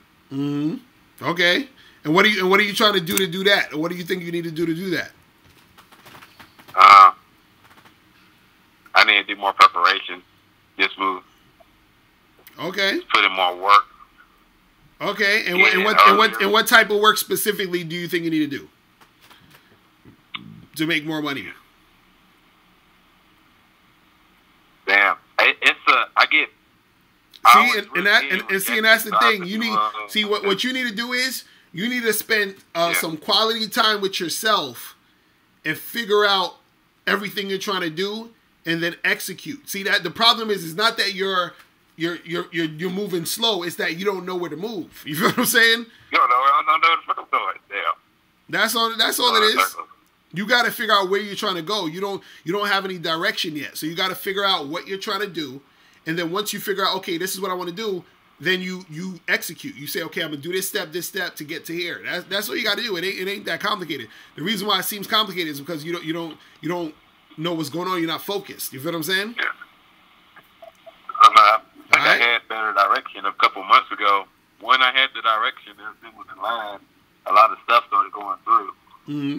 I guess that's what happened. Right, but that's why you got to stay focused though, because you need to like I have if you go on my website locariomotivation.com, I have a book called How to Get Shit Done. So for all you guys that are having trouble, focusing and getting shit popping, go to locariomotivation.com.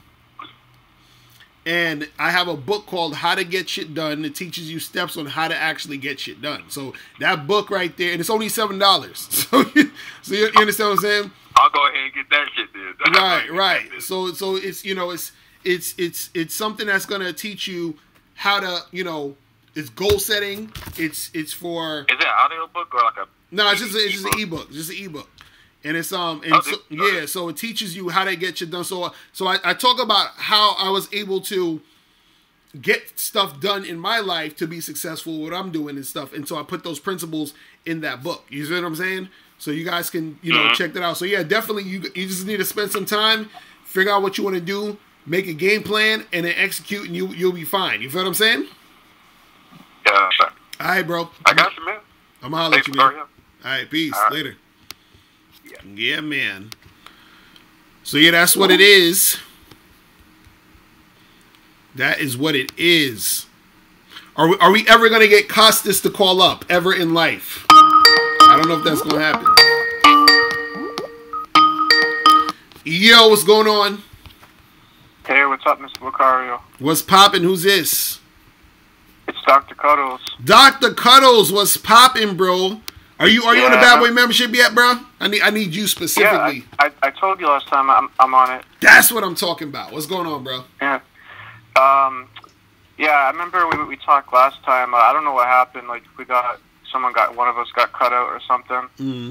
But I was recently just with this girl from Tinder 2 nights ago, and this is the first time I ever encountered this situation, but. Mm-hmm. We met up. I went to her house, and basically we just watched a movie. We chilled, and then eventually we cuddled. But I don't know what it was, but I think this girl was just extremely nervous and had some type of anxiety issues because, like, I was trying to make her comfortable, and the moment I noticed where it really broke down was like when I went in for the kiss. She was just like, I don't know if I can do this right now. I'm just a nervous wreck and stuff like that. So I'm like, what are you talking about? And then she was like, I kind of just want to go to sleep tonight. I got a lot to do tomorrow. Oh God. So I'm thinking in my head, like, why the hell would this girl call me over? Like, she knows what I'm coming for. So I was just kind of like whatever about it, but. I left, and then after I texted her. I was like, "Hey, what was that all about? Like, you were like shaking, you were nervous, right?" And then she was like, "I don't know how to explain it, but it's nothing you did. It's just like she said my energy scared her, and I'm trying to make sense of that. I'm like, I'm like thinking like, what does that even mean?" See, this chick, she sounds like she got some issues, bruh. You feel what I'm saying? I know that. That's one.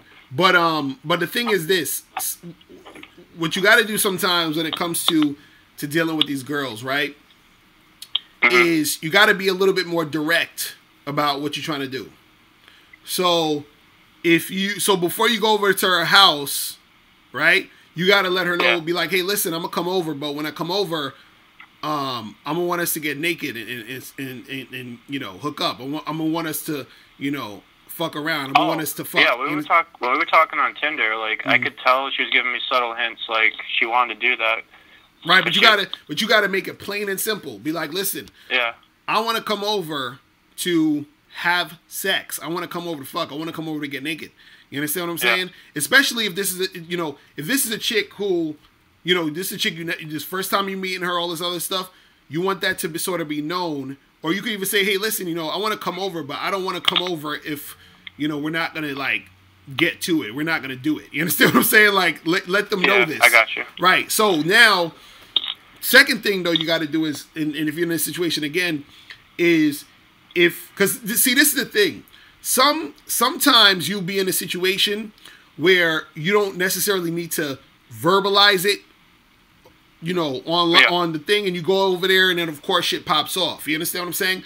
But it's always better to be able to verbalize it. That's one. Now, two, if you're in a situation where you're at the girl's house and she's not trying to make it happen, what you want to do is you want to immediately leave. You understand? Because what you want to do is you want to send her a message that... The thing is, at first, I didn't think it was that big of a deal because the girl I got with on Tinder before her, she was a little bit nervous too, but like everything worked out, and we're still like text each other back and forth like here and there.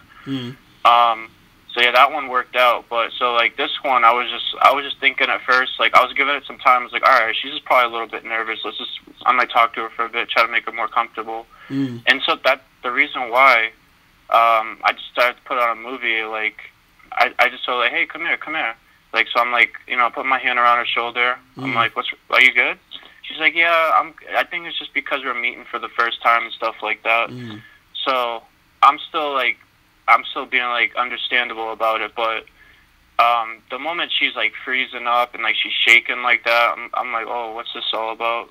Right. And so was she over your house or were you over her house?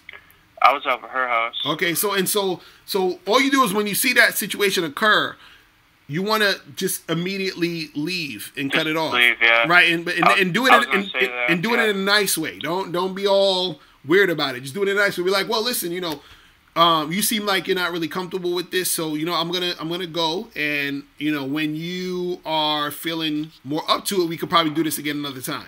That's it. But you do it immediately, because what you want to do is that you want her to understand that if she wants to deal with you and hang out with you, sex needs to occur. And if she's feeling, a certain type of way about that, you understand what I'm saying, or she's feeling nervous, or she's feeling like, oh, I'm not sure. You don't want to be in that situation anyway. So you're telling her, hey, if you feel better or you don't feel this way, that's when you call me. You see what I'm saying? That's how you got to do it. Another thing is too, and I know this is just online, but I try. The reason why I don't bring that up is because from there they're thinking, or like the response I usually get is, no, I'm not into that. Like that's the first one, or like what's the other one I usually get? Yeah, it's just things like that. Like if there's just some type of excuse. So you're saying you don't want to bring up like having sex while you're texting her because I feel like doing that over text, it's not that it makes you look like a coward, but when in person it's different. So like they know you're like really about it. You know what I mean? No, but see, that's the thing. You're saying it makes you look like a coward. No, it makes you look more like a coward when you don't do it, and you try to. You understand what I'm saying? Like it's better to let them know through text so they can reject you immediately. You see what I'm saying? Because now what happened is you went all the way over her house. You see what I'm saying? So imagine if you said to her, listen, I want to come over, pull your pants down, fuck the shit out you. I want to come over and get you naked. I want to come over and make out with you and have sex with you. I want to come over and get physical, whatever. You understand? If you tell her that and she's like, oh, I'm not sure, I'm not ready to do all of that, cool. So now you don't got to waste your time going over her house. You feel what I'm saying? And you can do something else. The problem with a lot of guys is that y'all think that, because this is the thing, it's better to get no pussy than to get like wishy-washy pussy. Wishy-washy pussy is the worst pussy ever to get. You understand what I'm saying? And wishy-washy pussy is when you're fucking with a girl who 1 minute she want to do it, next minute she don't. 1 minute she's kind of, next minute she... No, you want a girl to actually want to fuck you. So when I say to the girl, like, for example, there's times when I match with a girl or whatever, and, I usually don't do this too much now because I usually like to, like, see a girl first for the first date. I'll go take her to get a drink, then we can fuck or whatever because I want to feel her out. But the times when I would just go straight to a girl's house, I would say that to her. I'd be like, listen, I want to come over and get you naked. I want to come over and fuck you. I want to come over and have sex. You understand? And so either one or two things will happen. She'd be like, okay, cool, yeah, come over. I'm free. I'm free this time, whatever. Or she'd be like, no, I don't think so. I'm not that type of girl, yada, yada, yada. So if she says yes, I go. If she says no, I don't. That's it. The whole reason why they're saying I don't really do that, or that's just totally based on their interest level. Like, if they see you, like, for instance, it would be different between, let's say, there's one guy she finds attractive, right? She's gonna say like, yeah, come over to my house this time, whatever. The other guy she doesn't find sexually attractive is the one she's gonna say, oh, I don't do that. Right, exactly, and that's what you want, because what I want is, if I'm dealing with a girl and she's not sexually attracted to me, I want her to say, I don't do that. I'm not that type of girl. I want her to say anything that's gonna make me not waste my time to come over her house. You understand what I'm saying? I want that, which is why you say it. That is a good way to scope that out. But see, now here's another problem. That's why I don't say that, because when I notice when I'm on Tinder and I bring that up, that's usually I'll say it's mostly the women on there who are like, I can tell have a lot of options when I mention that too, and they're the ones who usually say like, oh no, I'm not into that. But then, like, this is going back to things I've told you before. I noticed that there have been some like girls who hit me up on there, and I'm just like, oh, they're gross. I would never get with them. They're hitting me up like, oh, I want you to come like fuck my brains out and stuff. Right. And I'm just like, that is fucking gross. Like, I don't want to be mean, but these, like, just imagine Shrek and like Freddy Krueger combined into one.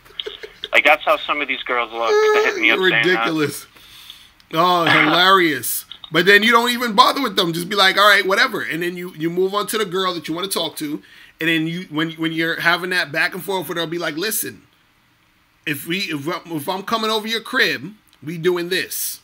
You see what I'm saying? Because you got to understand something. The fact that you and her are even entertaining a conversation about you coming to her house, and this would be like, and so this girl, this was the first time you're seeing her, right? Yeah. Exactly. See, look, this is the first time you're seeing this girl, and she's inviting you to her house, right? So when did she tell you to come over, or did you invite did you say, hey, let me come over? Oh, no, this is exactly what she told me. She invited me over, and she was like, oh, you can come to my house if you want and see my cats. Oh, so my goodness. That nigga, you should have been like, I'm trying to see that other pussy. So what's good? I'm trying to fuck. You see what I mean? That's where you segue into fucking. And then, okay, so you know what? Now thinking back to it, I can see what went wrong, because then I was like, all right, yeah, sure. But then she texted me after that, was like, that doesn't necessarily mean you can come in my bed. And see that right there. That right there. Perfect. You tell her, all you had to tell her was, well, listen, if I'm not going to come in your bed, I'm not coming over. That's it. That's it. See, and this is what I'm trying to say. This is what I'm talking about, taking charge and leading. You gotta stop allowing these women to paint the narrative. You see what I'm saying? She No, told you. That is a good point. Right. She told you. She said, "Oh, well, this doesn't mean you're coming in my bed." Okay, cool.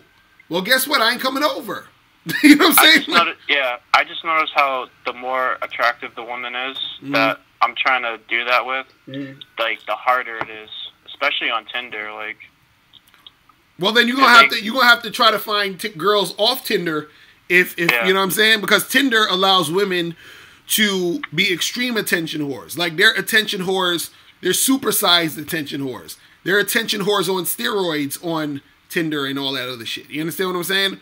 So the thing is that if you're, again, you're anytime that you're sort of going along with her shit, the fact that you came over after she's told you y'all wasn't gonna get into the bed, that's when it fucked up. You feel what I'm saying? Because you went to her house with her saying and doing that, and you went along with that. You see what I'm saying? I left a couple other things too. While we were cuddling and watching a movie, I was getting a little upset about this, but I didn't want to like show like I was getting upset about it. She was texting people, like ignoring me. So she was texting people and ignoring me. Wow. And like I don't know who she was texting, but it could have been another dude for all I know. Yeah, you need to charge her ass to the game. She's done. Well, she ended up blocking me anyway, but oh my gosh, she ended up blocking you? Yeah. Why did she block you? So before she blocked me, that's when she texted me like, "Oh, your energy scared me," and I didn't know what to think of it because I don't feel like I did anything to scare her. Like, listen, this girl's full of shit. She's full of fucking shit. Don't even worry about that. This chick is full of fucking shit. And so again, but see, the thing is, she was full of shit through the text. From that point where she said, "Oh, we're not coming in my bed," done. We're done. That's what I'm trying to tell. She said not necessarily. But No. But see, that's that. No, we need full cooperation. You understand what I'm saying? Then this is what I'm trying to tell you guys. A lot of times guys think, well, maybe if I go over, she'll change her mind and this and this and that. And sometimes she might. But again, that's wishy-washy pussy. And you don't want that. You know why? Because notice how she's talking about, yo, I don't know, I felt weird by your energy and I was scared. So imagine you fucked her and she's like, I felt weird. You know what that sounds like? Now, next thing you know, she'd be like, oh, well, Dr. Cuddles took advantage of me. Dr. Cuddles, you understand what I'm saying? She's gonna end up saying that you did some shit to her. You see what I mean? That's why you gotta pay attention to girls like that. You gotta be very careful. This is what I'm trying to say, because this is why you want 100% cooperation. You want the girl to be like, oh, I'm not sure, I don't know, I don't think I want to do that. Cool, I'm not even coming to your house. We good. You want the girl to be ready and willing to do this. So either what happens is you're gonna have some girls. This happens to me a few times where I match with girls on Tinder, Bumble, OkCupid, whatever, and the girl, she's the one who said, "Hey, do you want to come over and fuck?" She's the one who brought it up. I didn't even have to bring it up yet. She's the one who said, "Hey, let's come over and fuck," right? Or you can tell the girl, "Hey, listen, I'm going to come over and have sex, do this, whatever, right?" Now, there are times where I went over to the girl's house or met up with the girl, whatever. I didn't even really mention sex, but she didn't mention sex either in a way that she wasn't trying not to do it. So while I'm there, I'm feeling the vibe out. But then while I'm there, I say, listen, I'm trying to, let's make this happen. Like, we're getting it going now. You know what I'm saying? Or our body language and how we're interacting. We start kissing, we start doing other shit, and it just leads to sex. But there needs to be some way, verbally or through body language or whatever, where she's showing complete and utter cooperation to the bedroom. If it's not that cooperation, you charge her to the game. The problem is, too many of us guys, we're trying to get them by any means necessary. You feel what I'm saying? Like, fuck all of that shit. Yeah, she needs to cooperate. I think I can see why they're doing it too, because I'm having this problem. Like the girls I'm trying to get, I notice it's like harder. Like they're just not cooperative once you mention that. No, and that's the thing. Those girls would have never been cooperative. You see what I'm saying? Or what would happen is too. So like it's kind of like you're stuck in a position where all the like ugly chicks and you know they're fully cooperative, but once it's a girl you actually want, forget about it. They're not messing with you. No, but see, that's the thing. You just got to find the girls that you want you. So you got to go through another level of women. You see what I'm saying? So it's not, because of course you're going to have the girls who, you know, you think are the 4s and the 5s trying to holler at you and shit. And you're like, nah, I ain't really trying to fuck with them. Oh, no, it's worse than that. I'd take a 5 at this point. Come on, Dr. Cuddles. Stop it. Stop it, Cuddles. I've got 2s hitting me up on there, man. Maybe 2s? Not even. I'd put them at like 1. Jesus Christ. Well, ignore them. They don't even exist to you. But all I'm saying is that if you match with or you talk to 10 girls who you think are hot, 1 out of those 10 is most likely going to be cooperative. Just try to find that 1 out of, all you need is that 1. You feel what I'm saying? So don't worry about, because remember, you got to understand something with these chicks, man. Especially on Tinder and all that. Sometimes you're going to have to get off the Tinder and the online shit. You're going to have to do shit in person. Because when you're in person, you're going to meet chicks who are hotter. You understand, that you can be able to interact with and make something happen with them there. I know, there's a lot of them at my college. I should really start. Right, that's what I'm saying. Like, yeah, use Tinder for, like, you know what I'm saying, as a backup type shit. But if you really want to get more hot girls that's going to have casual sex with you, it's better to do it in person. You know what I'm saying? Meet chicks in real life. You feel what I'm saying? Because the Tinder, you know, thing, it creates that attention whore energy with a lot of women. You see what I mean? So, and it's not like I feel like this about myself. I know like I feel like I'm valuable, but I just know, like, because of the even if you go up to them at a college campus, they're still gonna have like a very high abundance mindset, where they just feel like their options are so high they can. Don't worry about what they think. Is what I'm saying. They can afford to reject the 6'2" muscular guy. You know what I mean? Don't worry. See, you're thinking about the wrong shit, bro. Don't worry about none of that. None of that is an issue. The only situation you need to worry about or think about is you and how you're going to take charge and lead the interaction. Trust me, because this is what you got to understand. Women respond to dominance.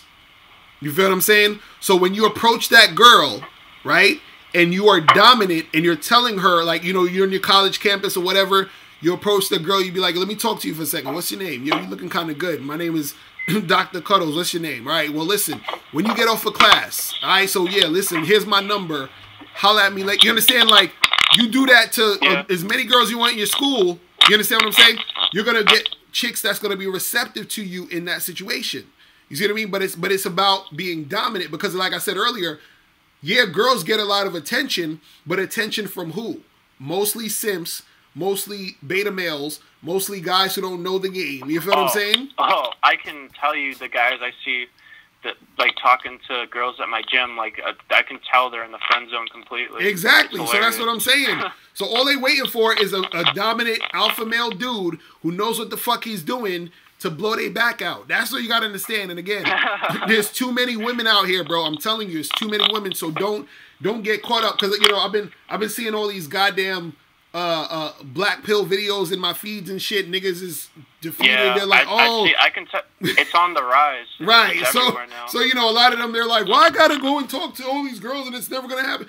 I'm like, look, don't go down that path. That path is on some bullshit. Yeah. You see what I'm saying? I was going down that path for a while, but then I actually, like, you know, at least I started off on Tinder, and I was talking to at least more girls on there. I just got to start doing it a little more in person, like at my college, because I think right. So yeah, so do that, man. So yeah, so definitely still use the Tinder, but also get out there and meet women in person, because you're gonna have a lot more. I'm telling you, there's gonna be a lot more receptive women who are the type of women you think are physically attractive if you just put yourself more out there and interact with them. You feel what I'm saying? Yeah. All right, bro. So yo, let me get a few more of these calls, my dude. I'm gonna holler at you later, man. All right, man. Take care. Peace.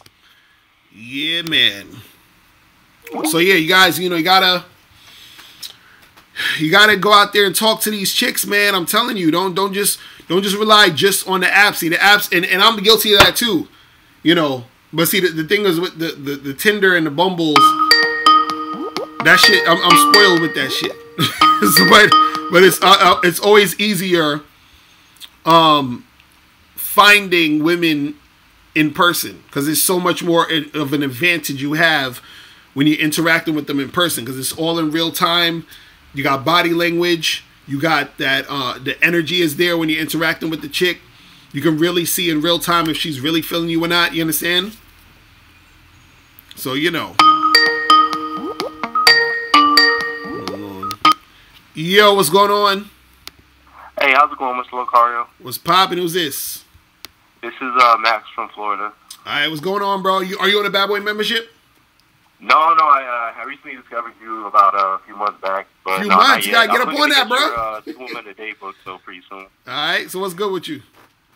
Oh, man, I just wanted to, say a couple little exposition here. Just a couple months ago, I was just starting to kind of go out and everything. Mm-hmm. And, it hasn't been the same since. It has not been the same since.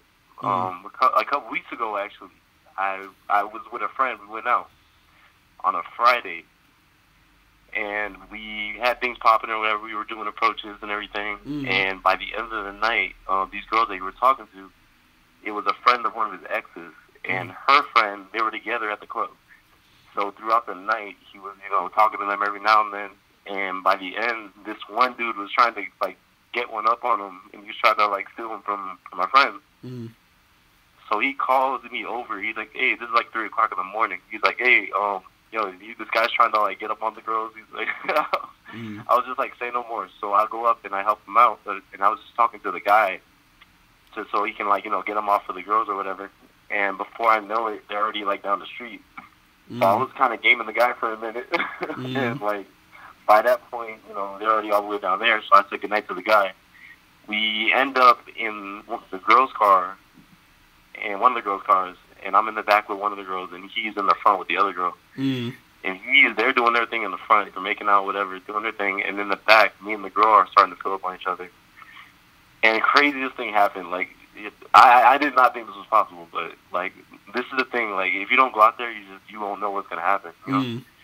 So this girl, she literally just unzips my pants, and she just starts, sucking on me and shit. Nice. I was yeah. I was like, yo, this is the most spontaneous shit that's happened to me, in a minute. Nice. And, if that happened because I went out. Mm-hmm. That's what I'm trying to tell these guys, man. You gotta go out. You never know. Bruh. And you know what's funny? A lot of dudes don't understand how nasty women can get until they actually are going out and interacting with women, yo. This is what I'm trying to tell these guys. Yeah. Women do the fucking most ridiculous shit ever, and you be like, God damn, what? You know what I'm saying? Yeah. So that's what I'm saying, crazy. Yeah, because the thing is, what he told me, it was before we ended up getting in the car. It was a while before, maybe 1 o'clock in the morning or something. We were hanging out. Mm. And we were away from the girls at that point, but he was like, yo, the girl's friend, she got into a breakup or something about a month ago or something, and she's literally out here, she just wants to get dick. Mm. And I was like, oh shit. Mm-hmm. Yeah, that's what I'm saying. A lot of these chicks, they're out here trying to get dick. They're trying to just have fun. They're trying to just have sex, and this is why I be telling guys yo, yeah, you just got to go out there and make it happen. You understand? There's so many women out there who's ready to make shit happen. The only problem is, the reason why it's hard for certain guys to make it happen is because most guys are not asserting themselves as the guy who thinks he can make it happen. You understand? So when you think you can't make it happen, you're not going to put yourself in position to make shit happen because you think you can't make it happen anyway. This is the reason why it's almost as simple as the only reason why people don't jump off of buildings is because they don't believe they could fly. If niggas believe they could fly, they'd be jumping off of buildings. You feel what I'm saying? But the thing is, we know you can't fly, so you're not going to do it. But when you know you can do something, you do it. You see what I'm saying? So that's the thing. Dudes got to realize they can do shit. You understand? the problem why guys don't get shit popping is because they really think they can't. They think like the same thing you said. They don't think they could ever meet a chick, just meet a girl and have her sucking his dick. You understand? Just like that. They don't think it can happen. You see what I'm saying? And that's the problem with them. That's the thing. Yeah. And like, to be fair, I was I was a little bit in that mindset for a little bit, because it does sound a little crazy when you first think about it. Right. But right. It's like if you get out of that social conditioning and you start to just push yourself as a man and just go out there and have a good time, and also just meet women while you're out there. Right. Like it can happen. Like, it can happen. It might take a while. It might not take that long. Who knows? But it could definitely go down. And you know what? The interesting part about that is that once you see shit like that happening, it makes it harder for women to play you, and it makes it harder for you to like sort of go along with women's bullshit. Because what's going to happen is you're going to be dealing with a girl, and she's going to be like, oh, I don't kiss on the first date. And you're going to be like looking at her like, bullshit, because I was with a chick who sucked my dick in the car when I just met her. So you're a fucking liar. You understand? And you're like, when you think, well, she's different than that girl, but it don't really matter, because what she's trying to sell to you is that women don't get sexual quickly, or women don't do this. That's what she's saying when she's saying she don't do that. Basically, what she's saying when she says she don't do that is, I'm not going to do that to you, because that same girl who sucked your dick, I guarantee you, she's going to meet some other dude who she's going to say, I don't kiss on the first date, or I don't do that type of shit, or I'm not the type of girl. She's going to tell another nigga that. You see what I'm saying? And she just sucked your dick the other day. You see what I mean? That's how women operate. Right. I want all you guys to watch that show called Dating Around on Netflix, right? Now, it was a good show. Yeah, actually, I like the one with the old couple. That was good. Right. Yeah, the old couple was the best. But what I want you guys to pay attention to is the last episode. Is a girl. She got like the short hair. The white girl with the short hair. Right. That chick was full of shit, and I'm gonna tell you why. I'm gonna spoil it a little bit, but I still want you guys to watch the show. So in the show, they show people going on these dates. They go on 5 dates, and then they see which one they want to pick at the end, whatever, right? So the last episode, they had this girl. She was on a date with this guy, right? And one of the guys, he was making a lot of sexual jokes. He was doing a lot of sexual innuendo, right? So she was acting like that was offending her. You understand? So she left the date. She basically left him on a date. She just like, was like, look, I gotta go. I don't really, you know what I'm saying? She bounced on the nigga, right? Yeah, most guys would think, they would say, damn, maybe I shouldn't have been so sexual. Maybe I shouldn't have, acted that way because I scared her off, right? Fast forward, there's another guy in the show she's dating, and she's extremely physically attracted to this guy, right? To the point where she actually wants to have sex with him, because she was asking him sexual shit. She said, I think, when was the last time you did it? And he was like, oh, it was like, like a few, it was recently or whatever. Oh, that's right. Remember that? So she asked him, she said, when's the last time you did it? And he was like, oh, it was kind of recently, right?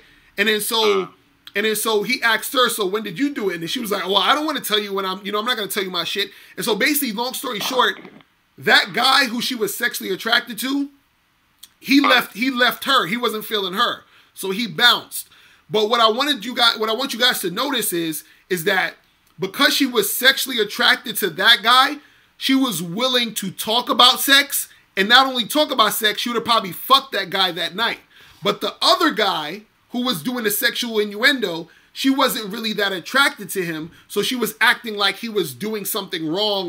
You understand? It's the same woman, but she's acting 2 different ways to 2 different guys. And this is why I'm saying chicks like that are full of shit.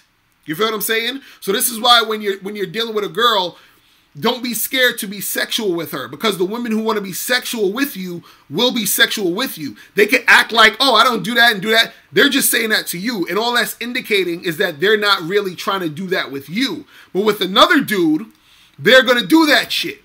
You see what I'm saying? And I thought that was very interesting that they showed that, because one minute she's acting like being sexual is not cool on the first date. But then with the other guy, she's cool with being sexual because she wants to fuck him. You see what I'm saying?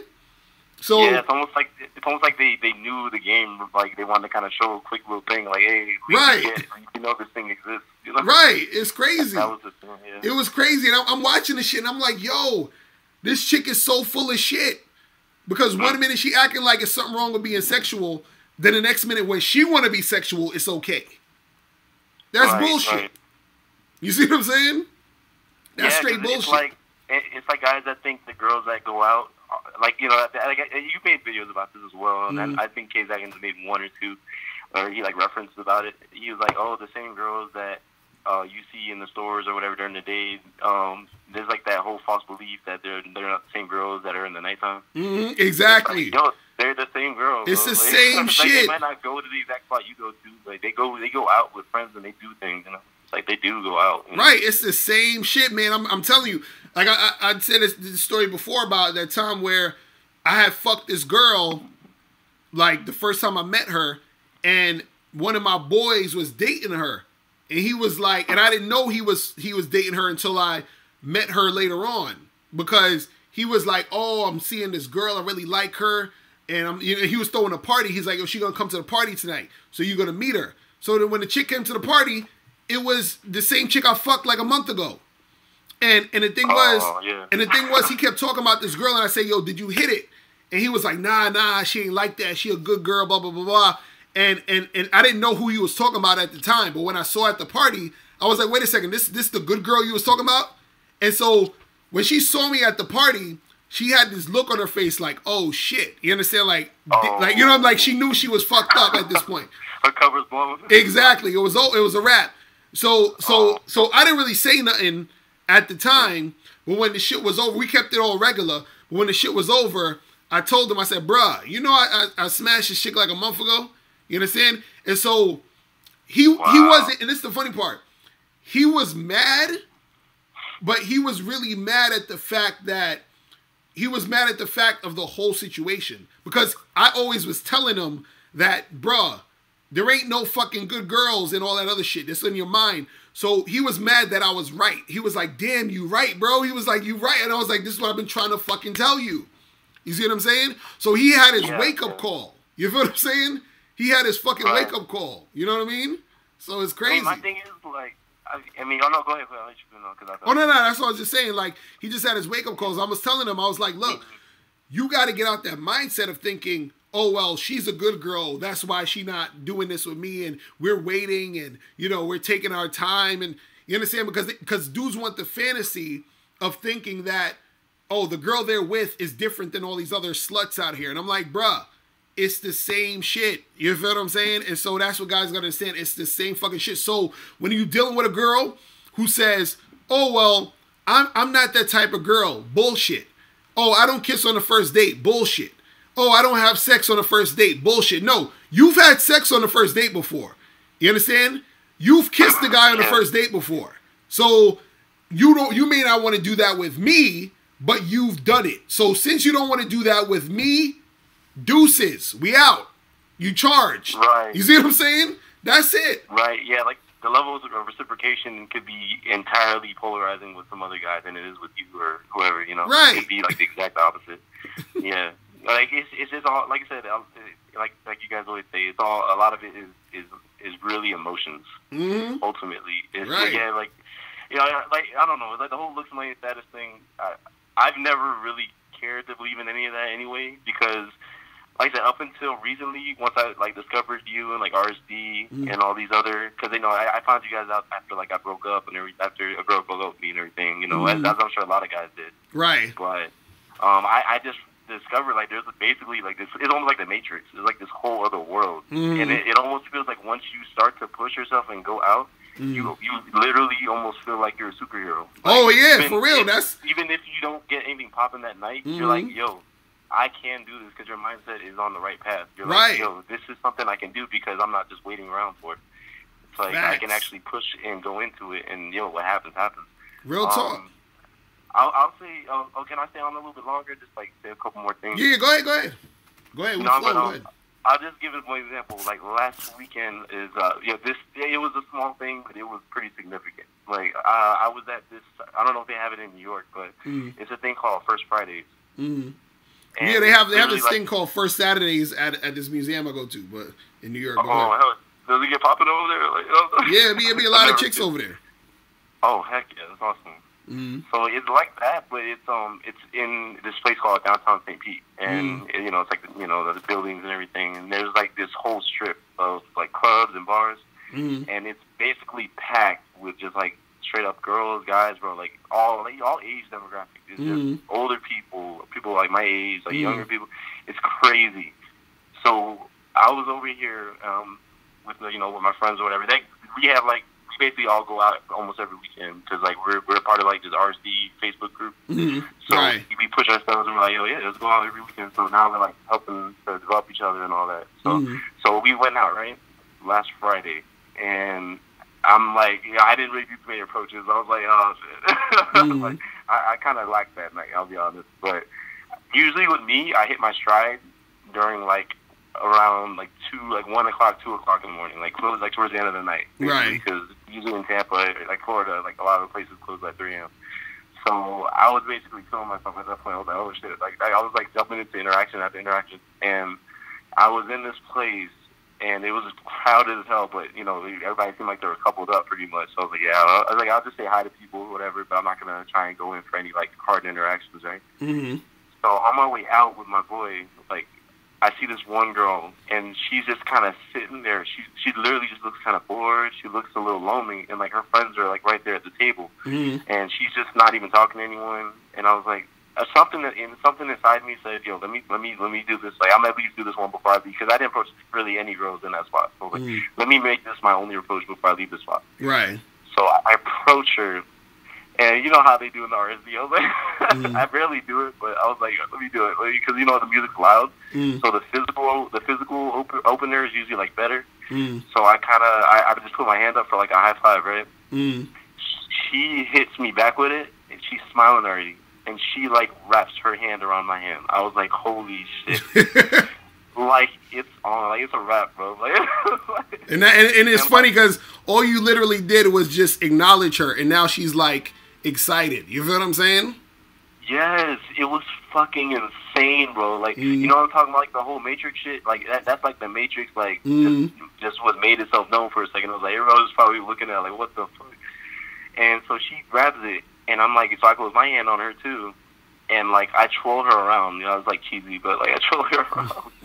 And her friends were loving it, bro. I didn't know until after I left the interaction, because my friend was like, yo, her friends were, like, they were feeling it. And then, because, the hardest thing usually is, like, the friends, to, like, get the friends in on it. Right. So they were feeling it or whatever. So I trolled her around. And she barely, like, a second after, once she gets back around to me, she pulls my hand in and she kisses it, bro. Like, she kisses my fucking hand. Nah, that's what I'm saying, bro. See, look, man. These cats, look. All these dudes need to understand, man, is that once you realize you're valuable, and that because again, you basically probably made that chick's whole fucking night. You feel what I'm saying? And so, the thing is that dudes don't understand. See, guys are so it's their ego. Their ego is so like big that they want to protect it. So what it is that they're scared to make any moves because let's say, for example, you in that same situation, you went up to that girl, try to give her a high five or whatever, and talk to her or whatever, and let's say she was not receptive to you. You feel what I'm saying? Right. Most guys would have took that and been upset about it, been like bitter about the shit, talking about, oh, this is why I don't approach girls and these women out here are bitches and yada yada yada. Because in their mind, it's like if anything happens to where a girl's not being receptive to them, that is saying to themselves, oh shit, well I suck and nobody likes me, and it's reaffirming what I believe already about myself, in the back of my mind, right? And so a lot of guys, they never look at the situation or the outcome of what you had of, yeah, maybe if I approach this girl, the interaction will go cool to the point where she's being receptive, because they don't want to take the chance of her not being receptive. You see what I mean? So what happens is they end up doing nothing. They end up being stagnant and doing nothing, because even though there's a chance that they can get her, the chance of not getting her is so powerful that they would rather do nothing. Because if they do nothing, then at least they can have the idea or the image of who they think they are in their head. You feel what I'm saying?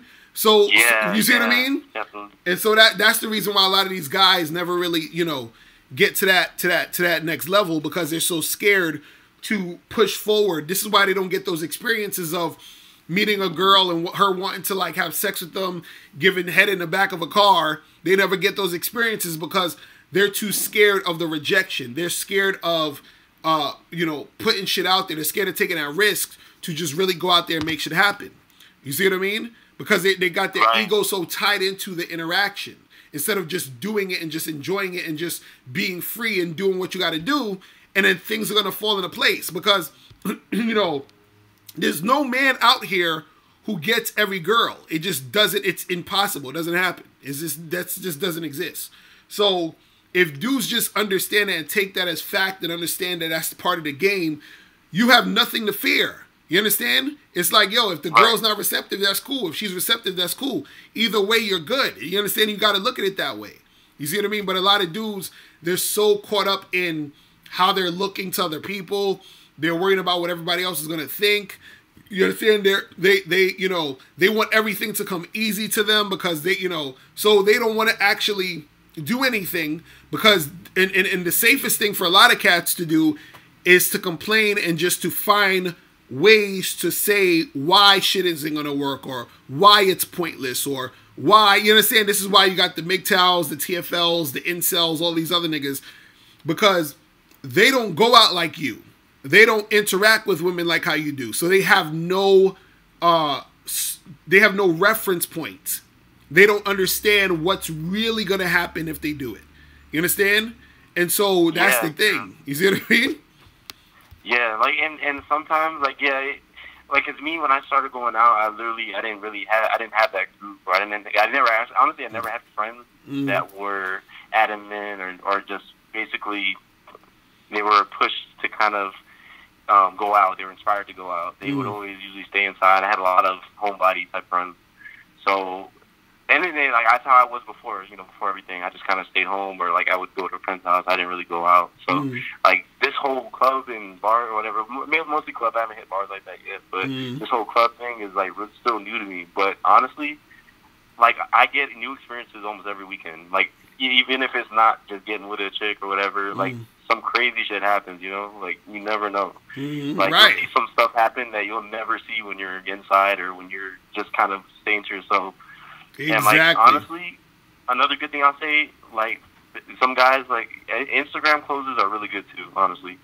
If you can get Instagram closes, that really kind of helps them be like, oh yeah, this is a person just like somebody else. They have a life. They're doing things, and they're posting it on there, for other people to see. So it's he has nothing to hide like that. And then they'll also you bring them into your reality, and you can also sort of build that sort of connection through that, even if you don't stay in the interaction too long. Yesterday I got 2 Instagram closes while I was out doing shopping. I was just going grocery shopping. Right. Nah, that's real talk, man. And I talk about that too, because I have a whole program on the Bad Boy membership for you guys called How to Get Chicks on using social media, on social media. So, that's another thing that dudes could definitely pick up and make shit pop. You feel what I'm saying? But listen, bro, I appreciate the call. I gotta head out in a second. But yeah, man, keep doing your thing, bro. You know what I'm saying? So thank you, man. Got a girl coming over tonight, so we'll see. That's what's up. That's what's up, man. Thank you for the game. I appreciate it. That's what's up, man. I'm gonna holler at you, man. Peace. All right, cool. Bye. All right, people. It is about that time. So listen, remember, guys, get your copy of How to Have Sex with 2 Women a Day, ebook, hard copy, audiobook. Make sure you guys get your copy today of this. You can get the hard copy, audiobook, or the ebook. Also, make sure you guys check out Patreon. Go to our Patreon. We got 2 Patreons. I'm going to put it in the chat. Hold on. www.patreon.com/Mr. Locario. That's where you get the Bad Boy Show. Then I'm going to do the other Patreon, which is patreon.com/The Confidence Show. That's where you get The Confidence Show. You feel what I'm saying? Also go to Undeniable Game. DeniableGame.com. That's where you can get the free program Undeniable Game, where you get 7 easy to follow tips on how to really attract beautiful women. And also make sure you guys go to Bad Boy Membership. badboymembership.com. Make sure you get all that. And also remember to get the Man the Fuck Up hoodies. Bam. Make sure you guys go below to get the Man the Fuck Up hoodies. And also we got other hoodies and shirts coming out soon. I'm gonna show you guys that soon, so you guys can click the link below to get all those things. Make sure you guys get 60-second game. Make sure you guys get that shit. You feel what I'm saying? Make sure you get all of that. I appreciate everybody in the chat room. Let me shout out to all the chat room people. Shout out to Jumpman Vivo. Sidetrack was popping. Costas, you need to call up one day. Stop playing. Rob Cruz, Elliot Morris. Who else up in the building? Maximo Smith, John Michael, Kirsa Kaboom, Fakju Mata. Who else is up in here? Sticky E, Martin 79934, Bad Boy DTV, Junior Bad, AQI, Dr. Cuddles, Rob Cruz, KP Max, Nathan Wong. Who else is up in here? The Locker Room, Lorenzo Davis, Damian Forby. What's good, bro? Who else? Who's up in here? MGTOW Lights up in the piece. The Hip Hop Underworld. Shout out to you, Ronnie Ron. Who else is here? Manuel Relano, Resilient SD. Shout out to K Zaggin, Moving in Silence, for moderating. Who else is up in here? Man, this is a lot of people up in here, bro. Jarrell Kent. But yo, I appreciate every last one of y'all. I will be back on when? Probably Monday. Alright? So I'll let you guys later. And remember, the truth is inside you. Peace. I'm gone.